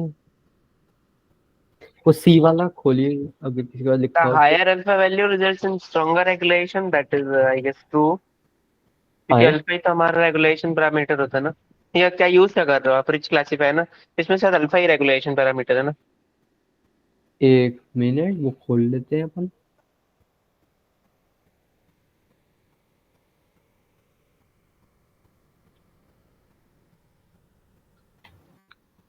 रिच क्लासिफायर, अरे रिच क्लासिफायर ये रहा हमारा, और alpha regularization parameter, yes regularization, larger values specify stronger regularization. ठीक है, तो इसके हिसाब से हमारा ये करेक्ट हुआ, ये गलत नहीं है। पर लेकिन इसमें सेकंड पार्ट गलत हो सकता है कि leading to larger feature coefficients. हाँ वही वही थोड़ा सा मेरा लग रहा है, दैट इज नॉट से क्या बोलूं, कंफर्मेशन नहीं है वो, कि हो ना हो करेक्ट। ओके, मतलब कोएफिशिएंट की वैल्यू हम उससे वो कुछ नहीं कर सकते, लेना देना नहीं है, आप ऐसा कहना चाह रहे हम्म। हैं? ओके। और माइट में किसी ने थ्योरी अच्छे से पढ़ी हो तो। कोई ना, हम समझ गए। इसका अगर ये फर्स्ट पार्ट है तो ये हो जाता सही। अरे यार, मेरा पेन फिसलता ही चला गया, एक मिनट एक मिनट। अगर सिर्फ यहाँ तक रहता तो ये सही था, अदरवाइज ये गलत हो गया है, क्योंकि it does not necessarily mean that it does lead to larger feature coefficients. In second बोलता मैंने पहले समझा था क्यों गलत हो गया। अब ये बोल रहा है कि cross validation can be used to find the optimal alpha value. हाँ, क्रॉस वैलिडेशन मतलब वो बोल रहा है कि सीवी बराबर वो करके हम निकाल सकते हैं। और rich classifier automatically determines the alpha value based on the data distribution. नहीं, जैसे हमने देखा अल्फा तो हम डिफाइन करते हैं, अल्फा तो यहाँ पर हम डिफाइन करते हैं। तो अपने आप तो डिफाइन वो डिटरमाइन कर लेता है। फर्स्ट में बाय द थर्ड ऑप्शन, अब तो वो याद आ गया मेरे को। क्या? वो इमोजी, कौन सा वो बताइए। स्टिकर स्टिकर, वो ऐसे डॉगी ऐसे ऊपर मुंह कर ले। क्यों? ऐसे ही मतलब, चलो ठीक है आगे बढ़ो फिर बताता हूँ। देखिए, आप देख सकते हैं किस तरह लोग आपके व्हाट्सएप के भेजे हुए स्टिकर का संबंध आपकी पढ़ाई लिखाई से निकाल लेते हैं, पर ठीक है, सही बात है। हम के ये plus plus setting apply plus, कर रहे हैं, लार्ज हाँ नंबर, के प्लस ये प्लस ये इसीलिए लगा यूज रहे हैं। होता है प्राइमरी कि एडवांटेज क्या, ऑफ के प्लस प्लस पूछ लिया है। हाँ प्राइमरी एडवांटेज की सारे क्लस्टर्स एकदम आस पास ना हो, थोड़े दूर दूर बैठे रहे। अब देखो आंसर यही होना चाहिए। अच्छा, यस, ये देखिए, देखिए मैं बताता हूँ ये मतलब दिक्कत क्या, फाइंडिंग द ग्लोबल ऑप्टिमम, एक मिनट, इसमें ट्रू स्टेटमेंट पूछे ना, हाँ प्राइमरी एडवांटेज पूछा उस चीज का। Guarantees finding the global optimum नहीं, गारंटी नहीं करता, हेल्प कर सकता है। Speeds up the convergence of the algorithm, reduces the number of cluster needed for accurate, नहीं वो रिड्यूस उसका नंबर ऑफ क्लस्टर से लेना देना नहीं रहता। और जैसा कि उन्होंने कहा कि अगर के मीन्स में प्लस प्लस वाला लगा रहे हैं तो वो ये वो इंश्योर करता है कि एकदम पास पास वाले वो नहीं ले रहा है। जैसे अगर मानिए ये है, ये है, ये ये ये होपफुली पॉइंट्स विजिबल है ना, ये वाले, तो वो ये आप लीजिए कि अगर ये सिलेक्ट किया है तो वो ऐसे एकदम पास वाले ना ले, थोड़े दूर के छोड़ के ले। अगर एकदम मान लीजिए एकदम ये सब पास पास के ले लिए तो फिर तो वो वही निकल आएगा जो इन लोगों ने क्वेश्चन में पूछा भी है कि हमारा लोकल ऑप्टिमा निकल आएगा। तो लेकिन यही तो हमारी बात है कि अगर के प्लस प्लस लगाएंगे तो लोकल ऑप्टिमा अवॉइड हो जाएगा, वो हेल्प्स अवॉइड लोकल ऑप्टिमा, है ना। और मिनिमा ऑप्टिमा मतलब तो पता ही होगा, ये भी 11वीं का मैथ्स है, मिनिमा ऑप्टिमा वाली चीज, तो ठीक है ये सही हो गया। अब कोई बी ऑप्शन समझा दे, speeds of the convergence of the algorithm. Speed of convergence मतलब कुछ हद तक तो ये चीज सही है, बट नॉट या टू। फिर वो स्पीड अप करने के बजाय बढ़ा तो नहीं देगा मतलब टाइम, क्योंकि वो दूर दूर के सिलेक्ट करने ना पड़ेंगे तो ना, बढ़ जाएगा ना। व्हाट के मीन्स में क्या होता है, हम जो क्लस्टर्स होते हैं वो रैंडमली असाइन करते हैं, ठीक है। हाँ एंड द क्लस्टर्स सारे आसपास भी हो सकते हैं, पता चला चारों एक ही पॉइंट पे लाई कर रहे हैं, आसपास एकदम वही, लाई कर रहे हैं। जैसे ये था हाँ। बट हाँ, के मीन्स प्लस प्लस में क्या होता है, जो हमारे क्लस्टर्स होते हैं वो हम थोड़ा थोड़ा दूर रखते हैं, बट इट डजेंट नीड कि वो क्लस्टर सही सेंट्रोइड पे प्लेस्ड हो और वो स्पीड अप कर दें, तो ये गारंटेड नहीं है, but to some extent it it is yes. Okay, तो we can not necessarily say कि वो स्पीड अप ही करे। अगर वो गलत हो गए लोकल वो, तो फिर दिक्कत हो जाएगी ना। हाँ लोकल वाली चीज गलत हो गई। तो इसमें अगर किसी को याद रखना है तो बस एक ये चीज याद रखना कि भाई के प्लस प्लस जो है, ये मैं लिख रहा हूँ एक्चुअली खुद के नोट्स में इसलिए बोल भी रहा हूँ कि K plus plus initialization helps avoid local optima, है ना। आगे आगे आगे आगे बढ़ो। अब आगे चलते हैं कि ठीक है ठीक है ठीक है, सपोज हम क्लासिफिकेशन कर रहे हैं, एमएलपी क्लासिफायर लगाया है। एक सेकेंड, लास्ट वाला लाइन पढ़ लो डायरेक्ट। हाउ डज ठीक द है, early stopping early stopping parameter help? Parameter, again early stopping वाला ओवरफिटिंग प्रिवेंट कैसे करता है, ठीक है। टर्मिनल ट्रेनिंग पर soon as specified number of hidden layers are trained, it automatically decrease number of learning rate during training to slow down the optima, नहीं learning rate अलग होती है और अर्ली स्टॉपिंग वाली अलग होती है। It pause training with the model performance on validation set stops improving. हाँ, और अब मैं बताता हूँ अर्ली स्टॉपिंग वाले क्या करता है और एनआईटर में क्या, वही बात है, हमने ये चीज भी कम कर चुके हैं। अर्ली स्टॉपिंग अगर आप डिफाइन कर दो तो वो ऐसा हो जाता है कि जैसे मान लीजिए कुछ एक वैल्यू आ रही है सर्टन आपके मॉडल के, जो भी आपने पैरामीटर लगा उसकी 0.9 आ रही है समझ लो, तो पहले 0.7 आई, 0.7 0.8 आई, फिर 0.9 आने लगी, फिर दूसरी बार 0.9 आई, फिर तीसरी बार 0.9, तो वो उसको रोक देगा अर्ली स्टॉपिंग वाला अगर आप डिफाइन कर दोगे तो। और एनआईटर में वो होता है, एनआईटर में ये वाली चीज होती है कि specified number of layers are train, ये एनआईटर है, ये अर्ली स्टॉपिंग नहीं है। और it enforce maximum limit on the number of epochs, नहीं ये भी अगेन नहीं है, ऐसा नहीं है, वो लिमिट नहीं, वो इसके तो लिए मैक्स मैक्स हाइटर हाइटर है। लगता है। हाँ ये मैक्स हाइटर है, ये एनआईटर, और जो ये मैक्स अर्ली हाइटर, स्टॉपिंग के लिए ये वो अर्ली यूज स्टॉपिंग। होता है, तो that is early stopping equal to true, and N iter no change equal to, जो अपना नंबर डिफाइन करने की इतने तक अगर चेंज नहीं हुई तो फिर वो कर दे। हाँ वही मैं कह रहा हूँ, अगर आप 3 बार डिफाइन करोगे तो 3 बार तक 0.9 आता रहा तो रुक जाएगा। Next question. किसी को चलिए हो फटाफट इंटरप्ट कर देना। फिर से नीचे आओ, वही है, नीचे नीचे आओ, एमएलपी नीचे आओ। क्लासिफायर कर रहे हैं। पूछ क्या रहे हैं? हाँ मैक्स हाइटर 100 है तो सिग्निफाई क्या, अरे बहुत ही शानदार बहुत ही शानदार। तो जैसा कि पिछले वाले में हमने बता दिया कि maximum limit on number of epochs, तो ये सेम ही हो गया, मैक्सिमम नंबर ऑफ इटरेशंस, हम्म है ना। एक मिनट, तो ये क्यों, it controls the maximum number of epochs for the training set process, करता है ना, कंट्रोल थोड़ी करता वो सेट कर देता है ऐसा बोलेंगे। है। ठीक है, अब ये हो गया ठीक है। How how might feature scaling impact, ठीक है, फीचर स्केलिंग अगेन वो एक जैसा एक लेवल पे लाने को मदद करता है फीचर्स को, तो जिससे हम फास्टर और इम्प्रूव प्रेडिक्शन हो जाती है।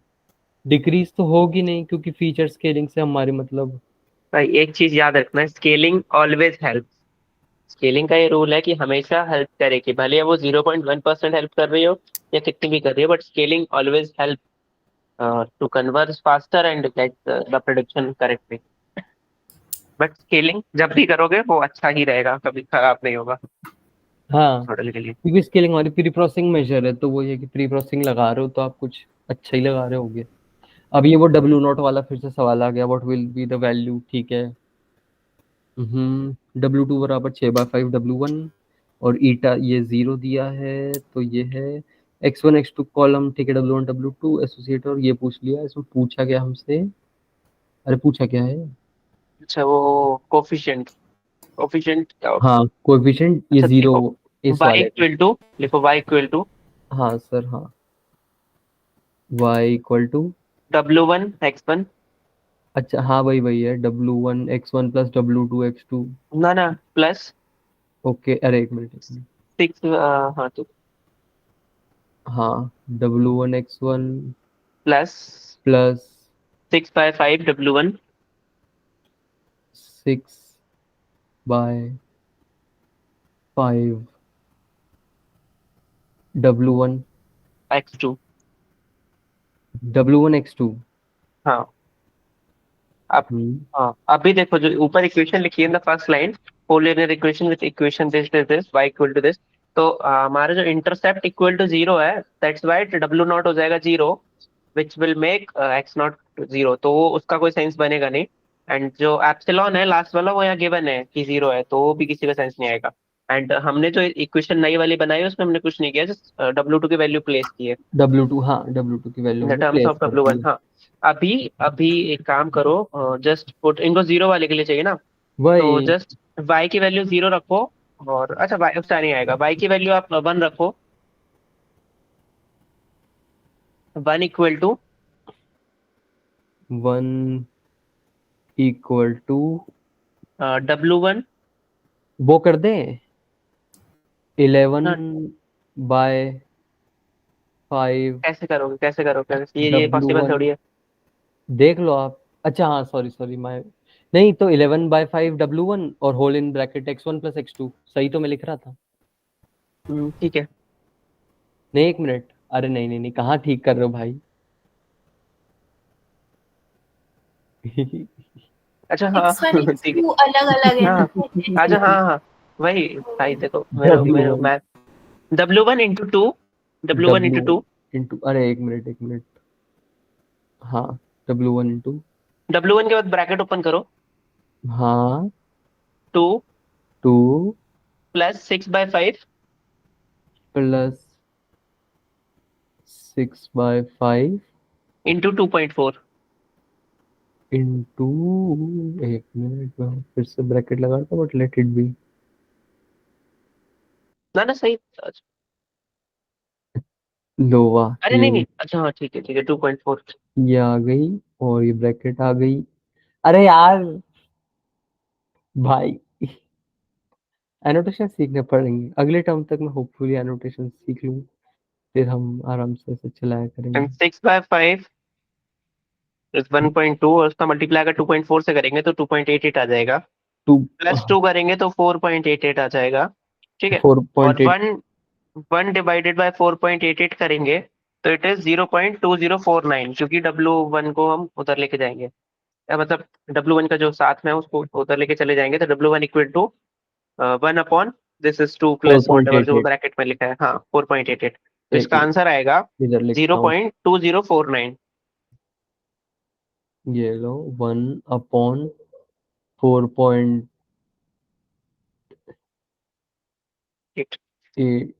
ये हो गया हमारा। तो इसका आंसर 0.20, और यहाँ पे इन्होंने स्पेसिफाई किया नहीं कि 2 डेसिमल तक लिखना है, तो पूरा डिवाइड करके लिखना है। हाँ सही है, तो आगे बढ़ते हैं। अगेन कंफ्यूजन मैट्रिक्स है, ठीक है। रिकॉल स्कोर पूछा है, और अच्छा लेवल क्लास हर्ष भाई, 2। हाँ जस्ट बताइए। वन थिंग, एक बार क्वेश्चन नंबर 259 पे जाओ।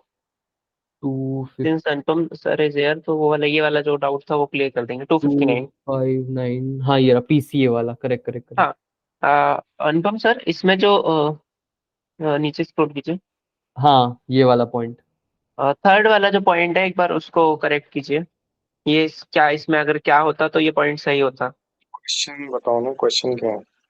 आप हाँ पीसी मैं अप्लाई समझा कर रहे देता हूँ हैं। फटाफट। पीसीए लगाए हैं, combined split originally transform 10 explain features variance हैं रेशियो। और एन कंपोनेंट्स 4 दे दिए है ना। हम्म तो अब यहाँ पर ये है, यहाँ पे हम लोग का डाउट ये है कि इस लाइन को क्या मॉडिफाई करते तो वो सही हो जाता। Like if this line would have written like कि x underscore PC dataset contains the 4 new features with underscore reduced PC भी दिखा दो क्या डायमेंशनलिटी। ये। ये ये तो सॉरी, पूरा ही गलत है। एक तो पीसीए में ओरिजिनल फीचर्स नाम की कोई चीज नहीं होती है, है ना। तो बात ही खत्म हो गई। तो अगर मैं एक लाइन बोल रहा हूँ वो एक बार देखना सही है क्या। The x PCA data set contains new 4 features but with reduced dimensionality. अरे यार, 4 फीचर्स मतलब रिड्यूस ही हो गई ना डायमेंशनैलिटी। अब क्या रिड्यूस करोगे और उसको?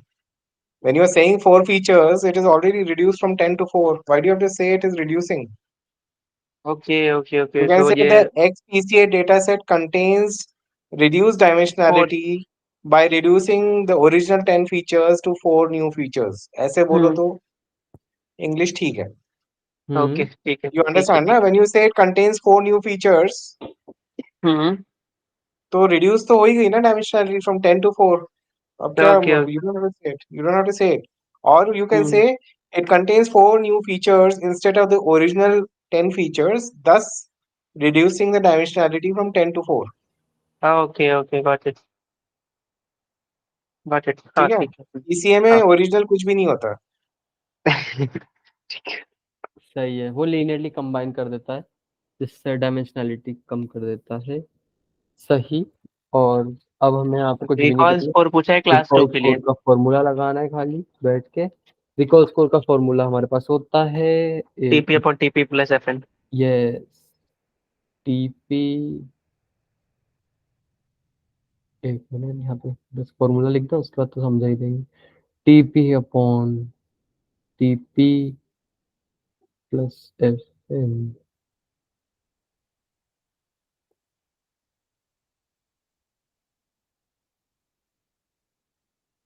सारे पेपर में कंफ्यूजन मैट्रिक्स आ गए, मजे ही मजे। प्रोजेक्ट में कंफ्यूजन मैट्रिक्स क्लास पे बनाना मत भूलना भाई, 3 मॉडल को ऐसे कंपेयर कर दे। What is the recall score for the label 2। तो हमारे लिए 2 का पूछा है, यानी कि हम ये इस वाले को वो पकड़ लेंगे। तो यहाँ पे हमारा ट्रू पॉजिटिव जिसमें दोनों ट्रू है वो 4 आ गई। तो ये बोल रहे हैं हमको कि 4 4/4 प्लस 3+1। अपॉन में, एक मिनट, फॉल्स नेगेटिव यानी कि जो 2 नहीं थे बट उन्हें 2 समझ लिया, तो इन दोनों को ऐड कर देंगे विच इज अगेन 4 और प्लस प्लस 4। भी 4। तो ये तो 0.5 हो गया है। आए आए आए आए, ट्रू लेवल ये है, प्रेडिक्टेबल ये है, नेगेटिव में फोर फॉल्स। अपॉन फोर अरे अपॉन एक फोर्टीन मिनट होता है। भाई, उल्टा लिया, मैं बताता हूँ। नेगेटिव में फॉल्स भाई, वो फॉल्स पॉजिटिव नहीं है वो, कि जो नहीं थे पर फॉल्स उन्हें पकड़ लिया। ये फॉल्स नेगेटिव पूछ रहा है हाँ हाँ कि समझ जो ट्रू लेवल में मतलब 2 थे पर उन्हें 0 या 1 कुछ और पकड़ लिया है, ऐसा है। वो फॉल्स नेगेटिव है। तो इसलिए हम ये चीज करेंगे कि हम इधर मतलब ये कर देंगे, तो 4/14 हो जाएगा वो। अगर वो एफ पी होता है यहाँ पर, TP upon F, TP plus F P, तो ये जो है ये फॉल्स पॉजिटिव्स हैं कि जो 2 नहीं थे उन्हें 2 प्रेडिक्ट कर दिया। तो वो फॉल्स पॉजिटिव हुआ ना। फॉल्स नेगेटिव तो हम्म। जो 2 थे होने के बावजूद भी 2 प्रेडिक्ट। तो 4/14, और इसका अगर हम zero calculate, point two eight five 4 divided by 14, 0.2857। तो ये हमारा ठीक है आंसर, इसके बीच में लाई कर रहा है, सही बात है। लिख दूं क्या यहाँ पे? ना ना। चलो ठीक है, के एन एन लगा दिया है। अब हमें 8,9 वाली वो करनी है। ओके, एन नेबर्स 3 लिए हैं। Wait alright, comma 9, the answer is, क्या आ रहा है आंसर। एक आंसर सेकंड एक। 2। ऊपर ऊपर जाइए। हाँ ये वो बना लो, क्या बोलते हैं, ग्राफ प्लॉट कर लो इन सारों को। ग्राफ बना लूं? या तो फिर डिस्टेंस कैलकुलेट कर लो सबका, बट ग्राफ से एक आइडिया हो जाएगा कि नहीं नहीं, ग्राफ बना लेते हैं, ग्राफ बना लेते हैं। कोई कुछ कहना चाह रहा है क्या जब से माइक ऑन कर रहा है बीच में? नहीं फिर हाँ, यही कहना था ना कि ये जो यूक्लिडियन है ना, ये डिस्टेंस के बेसिस पे होता है। तो फिर ये लास्ट टाइम हम लोग किए थे इसलिए याद है हमको। तो क्या होगा ना, 8-9 के क्लोजर पॉइंट देखेंगे तो 2, 3, 5, 6 और 10, 11 आएंगे। और इसका y वैल्यूज कॉरेस्पॉन्डिंग देखेंगे तो 2, 2, 0 आ रहा है, जिसमें 2 क्या हो रहा है कि 2 बार रिपीट हो रहा है। तो इसलिए जब प्रेडिक्ट करेंगे तो इसका आंसर 2 होगा। बहुत बढ़िया। बस। अगर किसी को हम लोग के सेशन का टेस्टिमोनियल चाहिए तो अब यहीं पे मिल गया। हाँ बहुत यार, ही सही। तुम ही लोग की तो वजह वो से टू पास टू ये, होते हैं। तो ये टू हो गया, हाँ। है ना? उन्होंने पूरा समझा ही दिया है। बट एक बार इसका फॉर्मूला बता दो यूक्लिडियन वाला, which is underscore under root of x1। x2 minus x1 का whole square plus y2 minus y1 का होल स्क्वायर। हाँ, ये लिख देते हैं इसके भाई। बेस पे यूक्लिडियन थिंग निकालना यार है। जो 9th 10th 11th 12th में सीखा वही वाला है हाँ फॉर्मूला नहीं, सेम। एग्जैक्टली मैं हाँ भी ये हाँ। बोल रहा था कि ये नाइन्थ मैथमेटिक्स से, पूरी ये नाइन्थ मैथमेटिक्स से यूक्लिडियन, ये जो फॉर्मूला हम निकालते हैं x1 x2 वाला, पहले वो नंबर ऑफ पॉलिनोमियल फीचर्स, वो भी नाइन्थ। भाई ये नाइन्थ की मैथमेटिक्स है। सही यार, अच्छा नॉस्टैल्जिया फील हो जाता है जिन लोगों ने उस टाइम पढ़ा होगा उनको, बाकियों का मुझे नहीं पता। ये सब नहीं पढ़ा होगा, याद हो या ना हो। नहीं पढ़ा होगा, कुछ लोग पढ़ते कुछ लोग नहीं पढ़ते, वो है। तो ये यूक्लिडियन हमारी डिस्टेंस का फॉर्मूला है। ठीक है, अब आगे बढ़ते हैं। लॉजिस्टिक लगा दिया तो हमें कोड से क्या ट्रू पूछ लिया। लॉजिस्टिक रिग्रेशन नहीं, अगेन मल्टीनोमियल के लिए सेटअप है, यहाँ पर बाइनरी लिखा नहीं। एक मिनट एक मिनट, ये मैं कुछ गलत कैच कर गया। हाँ, the logistic regression model is setup for binary classification. नहीं, ये ये मल्टी क्लास शायद मल्टी वही है ना, क्लास और मल्टी लेबल के लिए ना। Multi class multi label. हाँ, हाँ सही, तो इसलिए गलत हो गया।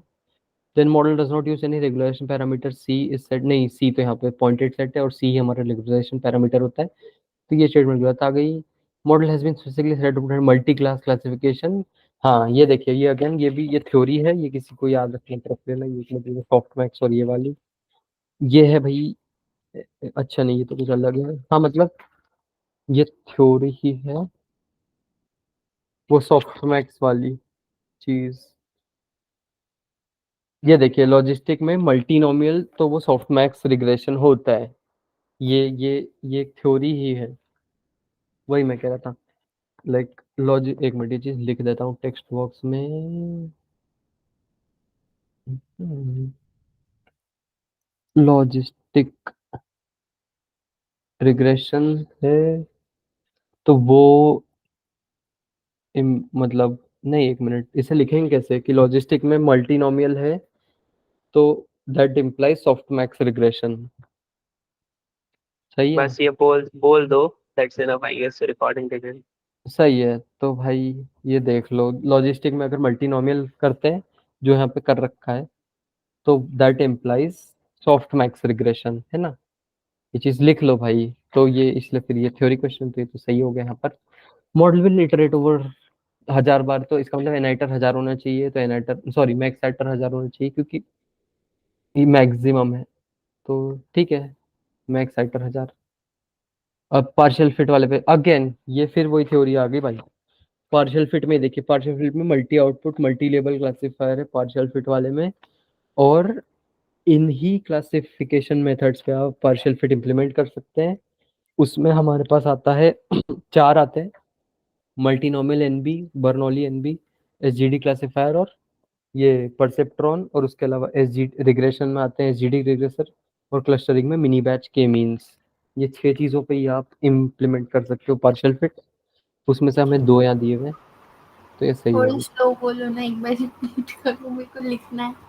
ओके ओके सॉरी, एक मिनट, इसकी एक टेक्स्ट लिस्ट बना देता हूँ यहाँ पे। आप हाँ। इन छह चीजों पर आप इम्प्लीमेंट कर सकते हैं partial fit, which is multinomial NB, और उसके नीचे है Bernoulli NB, then SGD classifier, और और से ट्रॉन के अलावा क्या है, SGD रिग्रेसर है, और lastly we have mini batch K means. सही है ना? तो ये चीज यार याद रखने वाली है, मतलब लिख लो। पार्शियल फिट बस इन 6 पे लगा सकते हो, तो 6 में से 2 हमारे पास दिए हैं, वो दोनों सही हो गए। वो लिख लिया था ना, आगे हटा लूं? हाँ लिखिए। ओके।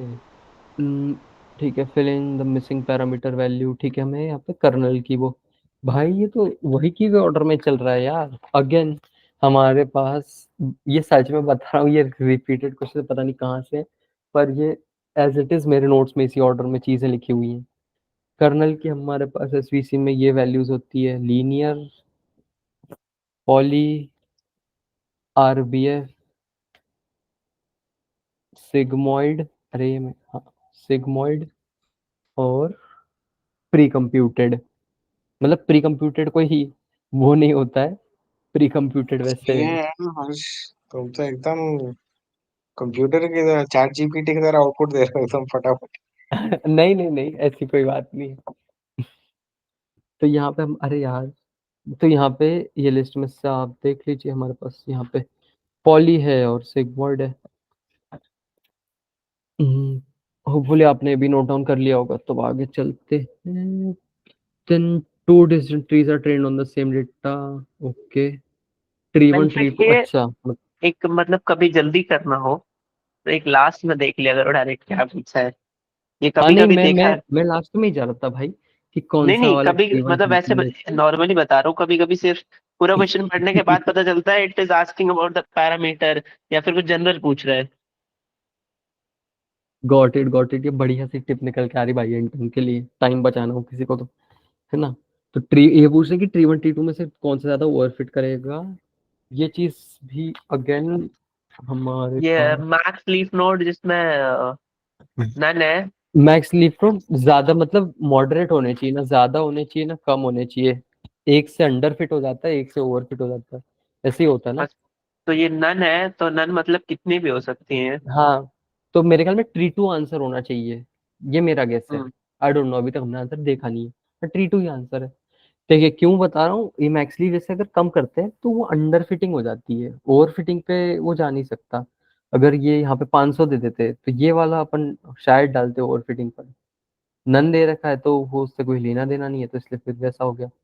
एंड स्प्लिटर भी यहाँ पर उन्होंने और रैंडम लिया, तो स्प्लिटर से इफेक्ट पड़ता है क्या इस पे, अंडर फिट ओवर फिट पे? किस चीज स्प्लिटर, का? स्प्लिटर का? हाँ हाँ हाँ, स्प्लिटर चेक कर लो क्या चीज है। स्प्लिटर पे ये देखिए, मैं बता देता हूँ, डिसेंट्री क्लासिफायर में मैक्स डेप्थ लेस है तो अंडर फिटिंग ज्यादा है, मैक्स सैंपल स्प्लिट या फिर मैक्स लीफ नोड्स हैं वो ज्यादा है। एक मिनट, मैक्स लीफ नोड्स अगर ज्यादा है तो ओवर फिटिंग हो जाती है, जैसा कि मैंने देखो बोला भाई, भी। मैक्स वाले पैरामीटर अगर ज्यादा है तो ओवर फिटिंग की होगी। हाँ, मिनिमम वाले ज्यादा है तो अंडर फिटिंग हो जाएगी। सही, तो यहाँ से आप समझ लो कि भाई इधर तो कम थे, ये अंडर फिट का सिनेरियो है, और ये नन है, तो वो मोर लाइकली पूछा है, ऐसे भी गारंटी तो पूछा ही नहीं है, तो वो ट्री 2 होगा। ठीक है, बैगिंग लगा दी, के नेबर पे लगा दिया बैगिंग, ये तो के नेबर इधर सेट कर दिया, और दूसरी बारी के नेबर, ये भी टोटल, ये पूरा रिपीट लग रहा है मेरे को। एन नेबर 3 है और इधर एन एस्टिमेटर 30 कर दिए, बूटस्ट्रैप फॉल्स कर दिया। ठीक है, तो हाँ, अब हमें यहाँ पे करेक्ट निकालना है। एनसेबल uses bootstrapping to generate samples for each base classifier. Ensemble uses bootstrapping to generate samples for each base classifier. सब फॉल्स है। हाँ, वो उस वाले पे वो करता है। अरे एक सेकंड, अगर बूटस्ट्रैप ट्रू होता है तो एक पैरामीटर और देना होता है, वो कौन सा होता है? बूटस्ट्रैप ट्रू होता तो एक और पैरामीटर देना पड़ता है। हाँ, that we have to give an additional parameter. ऐसा होता है क्या? नहीं, आई गेस देखिए, बूटस्ट्रैपिंग का मतलब तो सिर्फ इतना हुआ ना कि जितना आपने पिछली बार प्रोसेस कर रखा था वो उस वहीं से शुरू करेगा दोबारा। ये यही हुआ ना बूटस्ट्रैपिंग का मतलब, तो अगर बूटस्ट्रैपिंग शुरू हाँ, कर बट दी। एक कोई पैरामीटर होता है which relies on this. Bootstrapping equal to proof है, मतलब कुछ तो चलो ठीक है, बाद में देख लेंगे। ओके हाँ, तो यहाँ पर तो देखिए बूटस्ट्रैपिंग यूज नहीं कर रहा है क्योंकि फॉल्स है, तो ये गलत हो गया। Each base can classifier will train on random subset of exactly 100 samples. ठीक है हाँ, ये देखिए मैक्स सैंपल्स 100 है हमारे पास, और रैंडम स्टेट लगाई हुई है irrespective of the number, random state लगाई हुई है, इसलिए वो रैंडम सबसेट ऑफ 100 हो जाएगा, तो ये तो करेक्ट हो गया। Then due to weights equal each base can classifier will treat all neighbours equally in terms of voting power. हाँ सही बात है, वेट्स इससे यानी कि वो उनको भाव डिस्टेंस के हिसाब से दिएगा, तो सारे नेबर्स को वो सही, मतलब एक मिनट वेट तो इक्वली ट्रीट नहीं करेगा, नहीं फॉर करेगा दैट हाँ। The weight should be weight जिसका पास होगा यूनिफॉर्म उसको होना वैसे चाहिए। वेट बैलेंस्ड या यूनिफॉर्म होना चाहिए वही। हाँ ऐसे ही कुछ।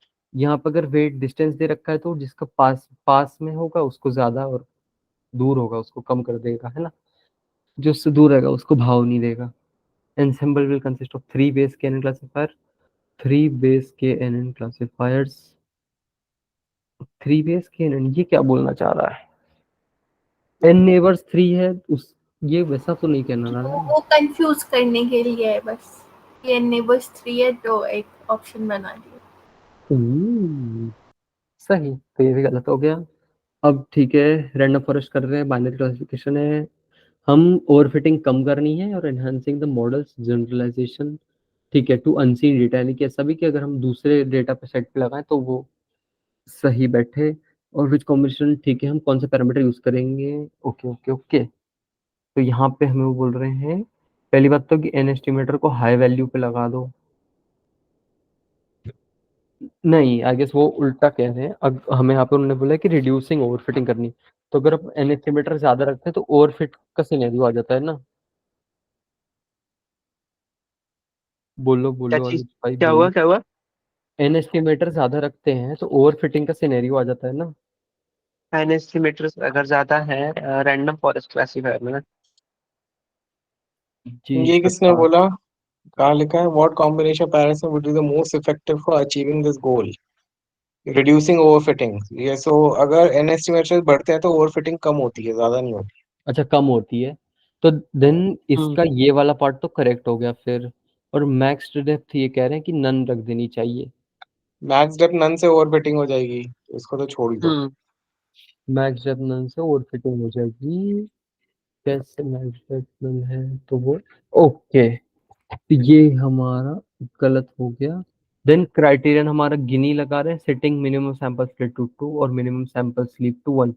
अगेन ये हमने इससे भी अभी ओवरफिटिंग देखा था। होगी। हाँ वही मैं कह रहा था, ये चीज अब भी जैसे हम देखे थे कि मिनिमम वाली चीज अगर कम होती है तो वो हाँ, ओवर फिटिंग हो जाती है, और ज्यादा होती है तो अंडर फिट हो जाती है, तो यहाँ पे कम दे रखी है तो वो ओवर फिटिंग हो जाएगी इससे। तो ये भी और गया। ओबी बचा स्कोर ट्रू और मैक्स सैंपल्स 0.5। नहीं नहीं, ये कैसे नीचे आना चला गया, थोड़ा। लाइक मैक्सिमम वैल्यूज अगर ज्यादा होती है तब ओवर फिटिंग होती है, तो ये तो कम है ना। नहीं, मैंने ही कहाँ बोला तीसरा गया, मैं तो बोल रहा हूँ दूसरा गया अभी। Okay sorry, I thought you said कि ये गया, तो आई थॉट कि third one is gone. OOB score, does anyone know OOB score, क्योंकि ये इसी चीज पे आई गेस डिपेंडेंट है। ये out of bag score equal to out of bag score होता है। आउट ऑफ बैग स्कोर मतलब you generate O B score, लेकिन बूटस्ट्रैप ट्रू होना जरूरी है उसके लिए। Bootstrap true, there is nothing written about bootstrapping here. हाँ ये तो देखो, फिर ये मैं देन बोला था ना, एक पैरामीटर उस पर डिपेंड करता है। ओके, इसको चेक कर लो जरा डॉक्यूमेंटेशन में। हाँ exactly that is where I was headed to. Random forest,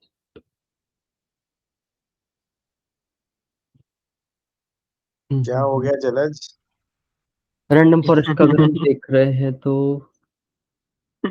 okay okay okay, हम यहाँ ढूंढ रहे हैं बूटस्ट्रैपिंग, पहली बात तो इन्होंने बोला बूटस्ट्रैपिंग ट्रू, और ये देखिए ओओबी स्कोर ये रहा, आउट ऑफ बैग हो गया बाय डिफॉल्ट एक्यूरेसी। और ये देखिए जैसा कि अनुज भाई ने बताया कि बूटस्ट्रैपिंग ट्रू करेंगे तो ही ओओबी स्कोर को लगा पाएंगे। और ओके, तो वो खत्म हो गया, तीसरा ऑप्शन वो गलत है। हाउ, क्योंकि हमें बूटस्ट्रैपिंग का कुछ नहीं बोला इसलिए। बूटस्ट्रैप है ही नहीं हम्म उसमें, तो फिर खत्म हो गया ना वो। ओके ओके, बस राइट तो फिर राइट। एक ही बचा। setting max features to square root, bootstrap to true, and increasing the value of minimum sample leaf. Okay, सही. Then consider training a classification model using the ठीक है DTC लगाया और पूछ लिया कि कौन सा वाले पैरामीटर और एट्रीब्यूट इज मोस्ट एक्यूरेट. ठीक है, तो यहाँ पे हमें ये बोला कि CCP अल्फा डिटरमाइन करते हैं complexity of the tree with higher values resulting in simpler trees, और ट्री नोड काउंट जो है attribute gives the total number of tree nodes. हाँ, ये ट्री नोड काउंट वाली चीज तो सही है. CCP अल्फा ये बोल रहा है कि CCP अल्फा से सिंपलर ट्रीज क्वेश्चन क्या वाले है? में हायर वैल्यू. इनमें से कौन सा ट्रू है, लाइक इनमें से कौन सी चीज अच्छा मोस्ट अच्छा, accurate most statement. Accurate not true. हाँ, most accurate about the attributes given. और ये है स्प्लिटर अगर बेस्ट लगाया तो classifier guarantees the resulting tree will have the highest possible accuracy on the training data set. Highest possible. No, highest word can not be used. ये तो खत्म हो गया.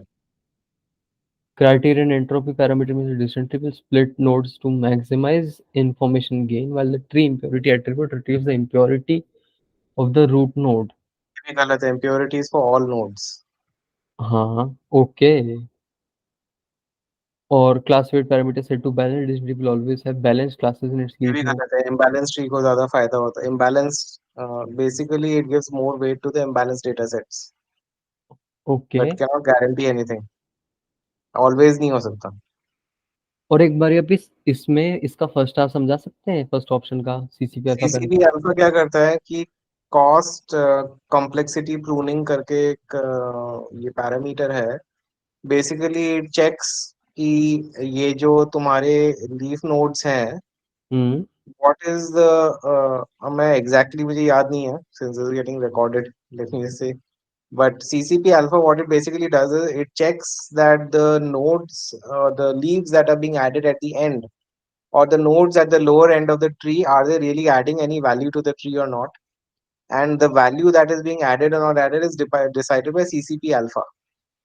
So the higher the CCP alpha, the higher the expectation that the the the और उसमें last come node nodes will add होते जाएंगे, value. इसलिए ट्री सिंपलर हो जाएगा. हाँ, और अगर नहीं है तो वो उड़ा देता है उसको वहीं पे. हाँ, got it got it got it. वो नोड ही वहां So पर it उड़ा starts देगा. reducing the height of the tree because it says that the lower parts of the tree are not adding any value, तो उनको हटाओ. Yes. That's what it means. Nodes हटाता जाता है तो उससे फिर ट्री सिंपलर हो जाता है हमारा. ऑलराइट. ठीक है, यहाँ पे अडा बूस्टिंग लगा रहे हैं DTC के साथ में, ग्रिड सर्च भी लगा रहे हैं, तो हमें बेस्ट पैरामीटर्स निकालने हैं. ठीक है ठीक है ठीक है ठीक है. वो तो ने बता दिया कौन सा पैरामीटर्स के लिए which of the set of most comprehensive testing capabilities of AdaBoost and its. ठीक है. अरे और इसमें देखो पहले वाला हाँ, लगाने के तरीके गलत है. बिल्कुल मैं भी वो बोल रहा था. होप तो दिस ये सेम पेपर आ जाए.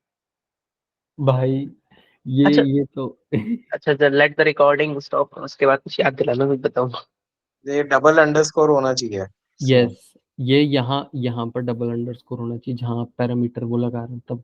That's the number one issue. बाकी और नंबर 2 में भी ये चीज है, मतलब इन लोगों ने किया यहाँ पर ये में है. you have to give the name of the estimator. वो थर्ड में एग्जैक्टली दिया है लेकिन डबल यहाँ पे देना वो चाहिए दिया. था. यहाँ पे वो तीसरे देना में दिया हुआ है लेकिन उसमें डबल अंडरस्कोर नहीं है. तीसरे में भी दिया हुआ है, बट अगेन यहाँ पे dysentery classifier underscore underscore criterion होना चाहिए था. और यहाँ पे अंडर देखिए, ये देखिए यहाँ पर डबल एस्टिमेट डबल अंडरस्कोर है, तो इसलिए वो चीज़ करेक्ट हो गई. और अगर आप सीधे लगाते हैं तो वो उस पे लगता है आडा बूस्ट पे. और इन्होंने बोला कि आडा बूस्ट के लिए हम ये दो ही यूज कर रहे हैं, एन एस्टिमेट और लर्निंग रेट, तो ये दोनों हो गए. बेस एस्टिमेटर को डिफाइन कर दिया तो सही हो गया. All right. You are evaluating the results of clustering algorithm, you calculate the silhouette score. ठीक है, ऑब्टेन्ड सिलाउटी स्कोर इज -0.15. हम इससे इन्फर क्या कर सकते हैं, हम इससे क्या निकाल सकते हैं कि भैया वो 0.15 है, तो ठीक है. Clustering solution well defined distinct clusters. Cloudy score indicates a random distribution of data points across cluster. Data points are equally spaced, or clustering solution is flawed and data points might be assigned to incorrect clusters. अच्छा. एक बार question दिखाओगे पूरा. ये पूरा question हो गया. You are evaluating using the clustering. ये silhouette score होता क्या है? Silhouette स्कोर होता है बेसिकली कि जब तुम्हारी एक मैं इंग्लिश की बात कर रहा हूँ, इसकी एमएलपी की बात नहीं कर रहा हूँ, कि if you draw let's say a figure on the page and the figure is blurry, ठीक है। so then the edges are not clear. Some hmm. of the picture will seem like it is outside the edge. Okay. जैसे एक circle बनाया तो blurry हो गया तो circle थोड़ा बड़ा लगेगा हम्म। because it's blurry. So that is the silhouette around the circle. Okay. That is a silhouette around the circle. That is the English meaning. So silhouette of minus 0.15. Okay. What does that mean? That when there are, let's say, two clusters, hmm. if the silhouette score was 0, then they would be touching each other. If the silhouette score was positive, they would be away from each other. And if the silhouette score is negative, then you cannot make out that the clusters are separate because they are overlapping with each other. Okay. Got it. क्या क्या कर रहे हैं ये? क्या लिख रहे हो? नहीं चलो वही बोल रहा है ये देखो। चीज का it's हाँ the same एग्जैक्टली वही है thing. कि सिलहट स्कोर वही बात है, वो तो है कि मेजर करने के लिए होता है। +1 के बाद वो वेल सेपरेटेड हो जाते हैं, 0 इंडिकेटर नॉट वेल सेपरेटेड, और -1 में तो रॉन्ग क्लस्टर असाइन हो गए। अगर नेगेटिव चल रहा है तो इसका मतलब वो रॉन्ग क्लस्टर असाइन उससे हो चुके हैं। तो ये वाली बात है। आई गेस इसमें से ये पार्ट वो नहीं था, इसे हटा के सिर्फ ये लिख देते हैं। और यहाँ पे मेरे पास -0.15 था, इसलिए उनका कोई मीनिंग नहीं निकल पा रहा, मतलब इसका मतलब गलत क्लस्टर असाइन होने लगे हैं।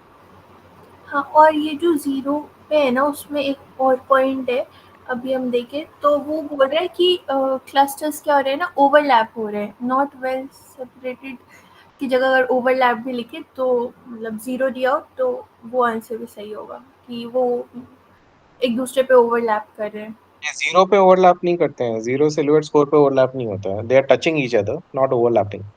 बट यही आंसर आ रहा है चैट जीपीटी पे। चैट जीपीटी मेरे ख्याल से गलत बोल रहा है। I have read up on this okay okay, and what is being pasted here is correct.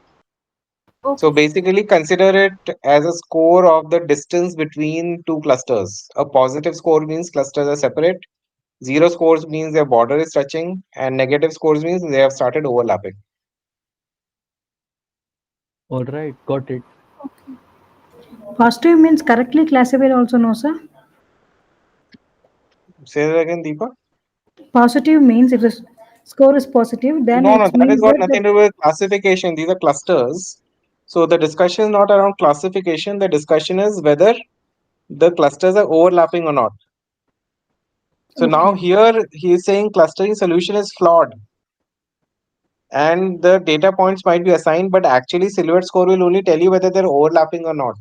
Actually doesn't, I don't think it means that it is flawed. It just means that the cluster No, it's flawed actually. That's what I'm telling that. I read it. Actually, it means that if it is negative, then there is some misclassification in the clusters. either misclassification or a duplicate classification, which means that one I mean, point can fall in two clusters. yes, same, right. Yeah, but that generally, like if you remember in MLT, we had Gaussian naive Gaussian what was that here? Where basically you had distributions that are overlapping, and then depending on the probability of the point appearing in one distribution or the other, you decided which one it fell in. So distributions overlapping each other is a very normal thing. So I don't know why they're saying it is flawed, but yeah, if the text is saying it is flawed, okay. Personally, I don't agree, but I mean, fine. Okay. I would say why. I would tell you because why they're normally saying कि वो misclassification would flawed है। imply that. हाँ मैं बताता हूँ आपको वो क्यों फ्लॉड है। अच्छा क्योंकि वी आर बताओ। Calculating the silhouette score for the clustering solution. तो अगर हमारा वो ही गलत होने लगा कि जैसे आप बता रहे कि 1.2 क्लस्टर्स में आ सकता है, तो क्लस्टरिंग सॉल्यूशन ही फ्लॉड हो गया ना। अच्छा तुम एक चीज बताओ कि ये जो हाँ, तुमने दो सर्कल राइट मोस्ट ड्रॉ किए हैं, ठीक है, राइट। एक एक सर्कल को पूरा रेड डॉट से भर दो, दूसरे को पूरा ग्रीन डॉट से भर दो। ओके। तो बीच का जो हिस्सा है उसमें रेड और ग्रीन डॉट्स आ गई। करेक्ट। अब बताओ मुझे इसमें क्लस्टर कैसे बनाओगे, जो मिस क्लासिफिकेशन है उसको कैसे हटाओगे? मिस क्लासिफिकेशन को कैसे हटाऊंगा? जो बीच का हिस्सा है उसमें पूरे रेड और ग्रीन है ना हाँ, points, so overlap you are कर not, गए। now you show me how they can not overlap. How they can not overlap. They will overlap. हाँ वही तो। Might be they will assign to one cluster, but हाँ वो कहीं ना कहीं एक बहुत तो गंदी अब डिसीजन उसको, बाउंड्री देंगे ना। when the data itself is overlapping, why are you saying the cluster is flawed? The data is flawed, clustering is doing okay. That is one part. The now if the definition of a cluster is that you cannot have overlap and you have to have the point in one cluster or the other, whether it is right or wrong, then yes, clustering is flawed. Which means that one of your clusters is a full circle and the other will be missing a like a half moon kind of a thing. तो दूसरे मतलब ये जो अंदर line है ना, right most में जो अंदर वाली लाइन है वो हटा दो। यप, वो ऐसा हो जाएगा कि जैसे अगर ये है और ये है, उसमें से इतना कट गया तो ये इधर का हाँ तो हट वो, जाएगा। हाँ वो हिस्सा हटा दो, देन वही। आई कैन अंडरस्टैंड की क्लस्टरिंग इज फ्लॉड। तो I don't know what definition we are following. So anyway, the point is that the right part of the statement that the points may be assigned, जरा दिखाना है, points may be assigned to incorrect clusters. If that is the silhouette score, then okay. नहीं, But but जो आप बोल रहे हो कि जो रेड वाला और ब्लू वाला जो आप स्टार्टिंग में बोला था ना कि वो सेंटर में होगा, तो वो तो हमारी क्लस्टरिंग के बेस पे है कि हाँ, उसका मतलब ये है कि clusters actually overlap नहीं करते हैं. The point will be hard assigned to one cluster or the other cluster. हाँ If it is hard assigned to one cluster or the other cluster, there will be flaws, no doubt. तो Anyway, सिलहावट score, ये अगर आप इसकी second line पढ़ेंगे कि it provides a measure of how well each sample with in a cluster is separated from samples in other clusters. ये देखिए जैसे यहाँ पर दोनों सैंपल अच्छे से सेपरेटेड है, यहाँ पे टच करने लगे पास आ गए, यहाँ पे ओवरलैप कर गए। अच्छा, just one question from this, हाँ मतलब इससे रिलेटेड काफी नहीं है, बट एक वो कुछ था ना कि वो अगर सेंट्रॉइड से होता है तो सेंट्रॉइड कुछ होता था, राइट माउस से टच करता था तो कुछ होता था एकदम क्लोजेस्ट, तो ये वो तो चीज क्या केएनएन थी? की बात कर रहे हो आप, केएनएन में वो आ जाता था ना सेंट्रोइड वाला, वो बोल रहे क्या? हाँ मतलब चार चीजें होती थी बेसिकली, कि अगर वो दोनों सेंट्रॉइड से उनका डिस्टेंस लें तो वो एक एकदम राइट माउस से लें एकदम लेफ्ट माउस से लें, तो वो चीज अभी we have discussed this I guess. हाँ Anupam sir, do you remember this? क्या बोल रहे हो, फिर से बोलना।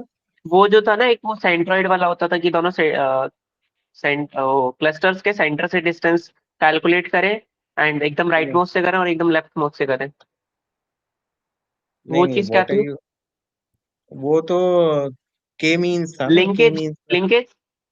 नहीं नहीं, लिंकेज, अच्छा लिंकेज के लिए single linkage is closest points should have a distance between them. Single okay, linkage. Complete and linkage centroid मतलब one is furthest points. Okay Or okay, got it average got it. linkage meaning all points will be compared with all points and the average distance will be found out. Okay okay, got it, thank you. ठीक है हर्ष भाई, next question. The paper is over sir. Nice. इसका अगर किसी को समझ You नहीं आया want to तो show your एक बारी question? मैं क्या बता बोल रहे हाँ हो हर्ष? नहीं, मैं कह रहा था इसका अगर किसी को नहीं समझ आया तो एक बारी ऐसे छोटे में बता देता हूँ कि जैसे यहाँ पे अगर हम देखते तो Sent to Anuj. हर्ष भाई एक मैंने व्हाट्सएप किया है, वो एक बार चेक कर लो। व्हाट्सएप किया है।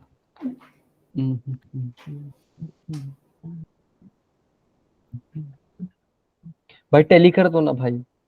अच्छा ओके। चलिए वो टेली करते, जब तक मैं एक बार समझाता हूँ। मतलब इसमें ऑब्वियसली दे आर करेक्ट कि यहाँ पर फोर्थ ऑप्शन की वो थोड़ी आगे लैंग्वेज जो उन्होंने यूज की वो गलत हो सकती है, पर अदर अगर हम देखेंगे तो वो सारे ऑप्शन एलिमिनेट हो जाएंगे। क्लस्टरिंग वेल डिफाइंड तो नहीं है, रैंडम डिस्ट्रीब्यूशन नहीं करता है वो। सिलहाउटी स्कोर ये देखिए वो करता है कि how well each sample is defined और separated from other samples in other clusters. Data points are equally spaced across clusters. वो क्लस्टर के अंदर का लेना देना नहीं है, उसका तो 2 क्लस्टर के बीच के पॉइंट्स से लेना देना है स्लावर्ट स्कोर का। तो ऐसे भी हमारे पास फोर्थ ऑप्शन ही बचता है, वो किसी को हो तो ये पढ़ लेना, ये ऊपर वाला और ये नीचे वाला। सही, हाँ। ओके, तो भाई ये आपने वो फोर्थ क्वेश्चन ओपन करो। जी जी, फोटो ओपन कर।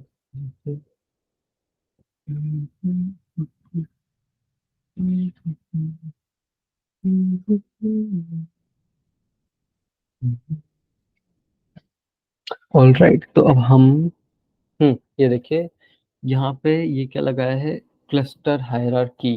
ओके, फिगर साइज 5,7 और dendrograms. Okay, That given dendrogram which samples the most similar is to the most sample similar to the having sample level. having label as 1. इसका answer क्या है? You want me to explain this? Yes, please. Yeah, Yes. actually, I want to confirm that if you want to find number of clusters, it the distance threshold is at the green point, maybe 4.8 or 4.9. Can you make it larger, please, Harsh? You want me to zoom at the dendrogram? Yeah, Just a second. Yeah. thanks. Yeah, Deepak. Yeah. Actually, I want to make sure that if our distance threshold is at 4.8, I mean at the green line, okay? If it is touches that line, then the number of clusters would be 3. The number of clusters would be 3, yes. 3, na? If it is down somewhere like 3 or something, then it is 4. Am I right? 3, 4. It will be 4 and it can be 6 also.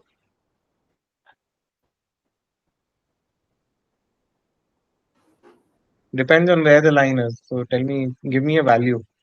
That's what I told, no? 3. If you take a value as 3, If I take the value of 3, then there are 6 clusters. 6 clusters, huh? Okay. That's what I want to confirm. Okay, if you take a value of 4.1, then there are 3 clusters. Okay, at 10, No, 4.1 there will be 4 clusters. And at 10, there will be 3 clusters. 3 clusters. Okay. Basically, you draw a horizontal line and Hmm. then check how many lines it is intersecting. That is the number of clusters. So let me Clusters, and simplify it. if the line falls on that horizontal line exactly, then we should consider that line as one cluster. Yeah, that will be one cluster. Okay, sir. Thank you. That's what my Sure. doubt is. Okay. तो if the Thank you, point Anuj. is Thank you. around 25, तो 2 clusters होंगे. हाँ, 2 cluster होंगे. Okay. What's Anyone the wants to understand dendrogram? dendrograms or anything, I can explain now. No problem. Yes, please. Okay. So you were there in that revision session or not? No. So basically what happens is you start with all points individually separate from each other, no clustering, nothing. Then you calculate the distance, pairwise distance of all the points. Hmm. Then you pick the smallest pair of distance and bring them to the leftmost side of the dendrogram. Okay. So 4 and 5 are the closest.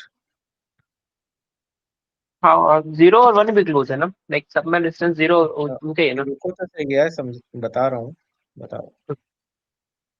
तो पहले आप 4 5 को लाए साथ में, ठीक है. फिर आपने 4 और 5 को कंबाइन करके एक पॉइंट बनाया एवरेज लेके, या whatever distance formula is there, you use that. Okay. Then you again created pairwise distances between the cluster 4 5 and the points, and मतलब pairwise, मतलब 0 1 0 2 0 3 0 4 5 1 4 5 1 0 1 2 1 3. So all the pairs are created, and again you choose the pair with the smallest distance. So let's say it is 2 3. फिर 2 3 का आपने single point बनाया. Then now 4 5 is a single point, 2 3 is a single point. Again, then you create pairwise distance. So 0 1 का minimum distance निकला. So now you have 3 clusters, 4 5 0 1 and 2 3.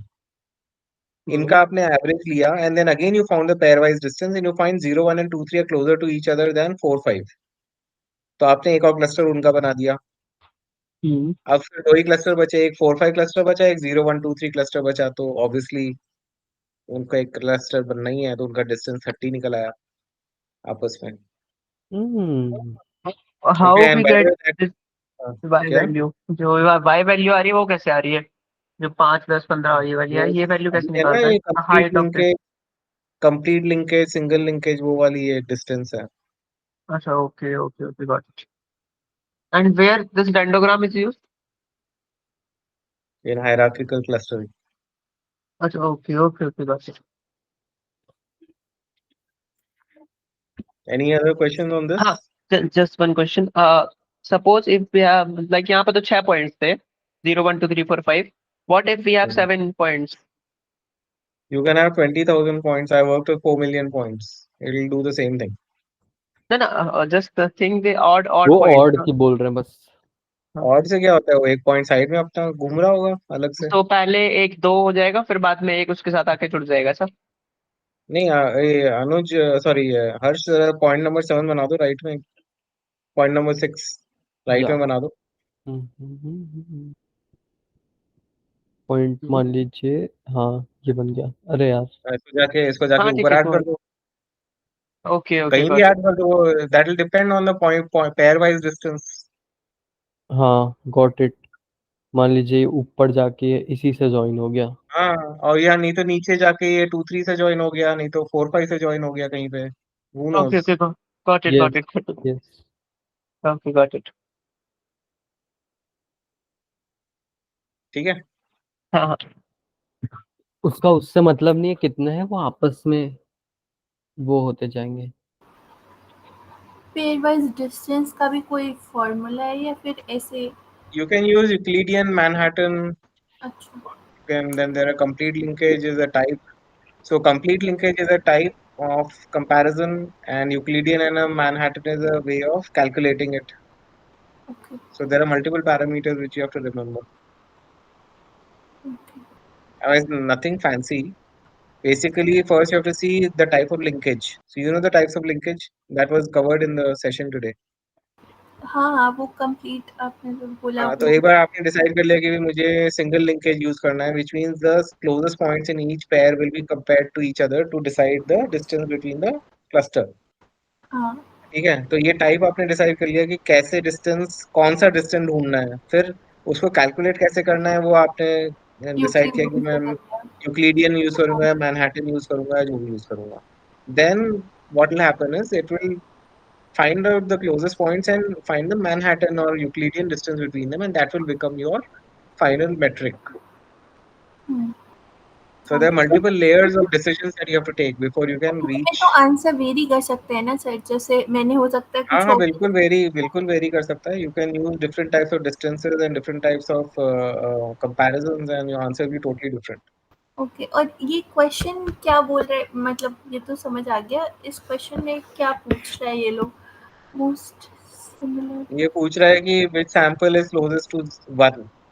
1 से closest 0 है, क्योंकि वो दोनों भाई बहन वहाँ बैठे हैं साथ में in the same cluster. So 0 is closest to 1. That's the answer. Okay, yeah, I think can end the session actually. Okay ठीक है। End the recording. या एग्जैक्टली आई वाज सेइंग कि रिकॉर्डिंग एंड करते हैं, फिर किसी को कुछ डाउट होगा तो पूछ लीजिएगा।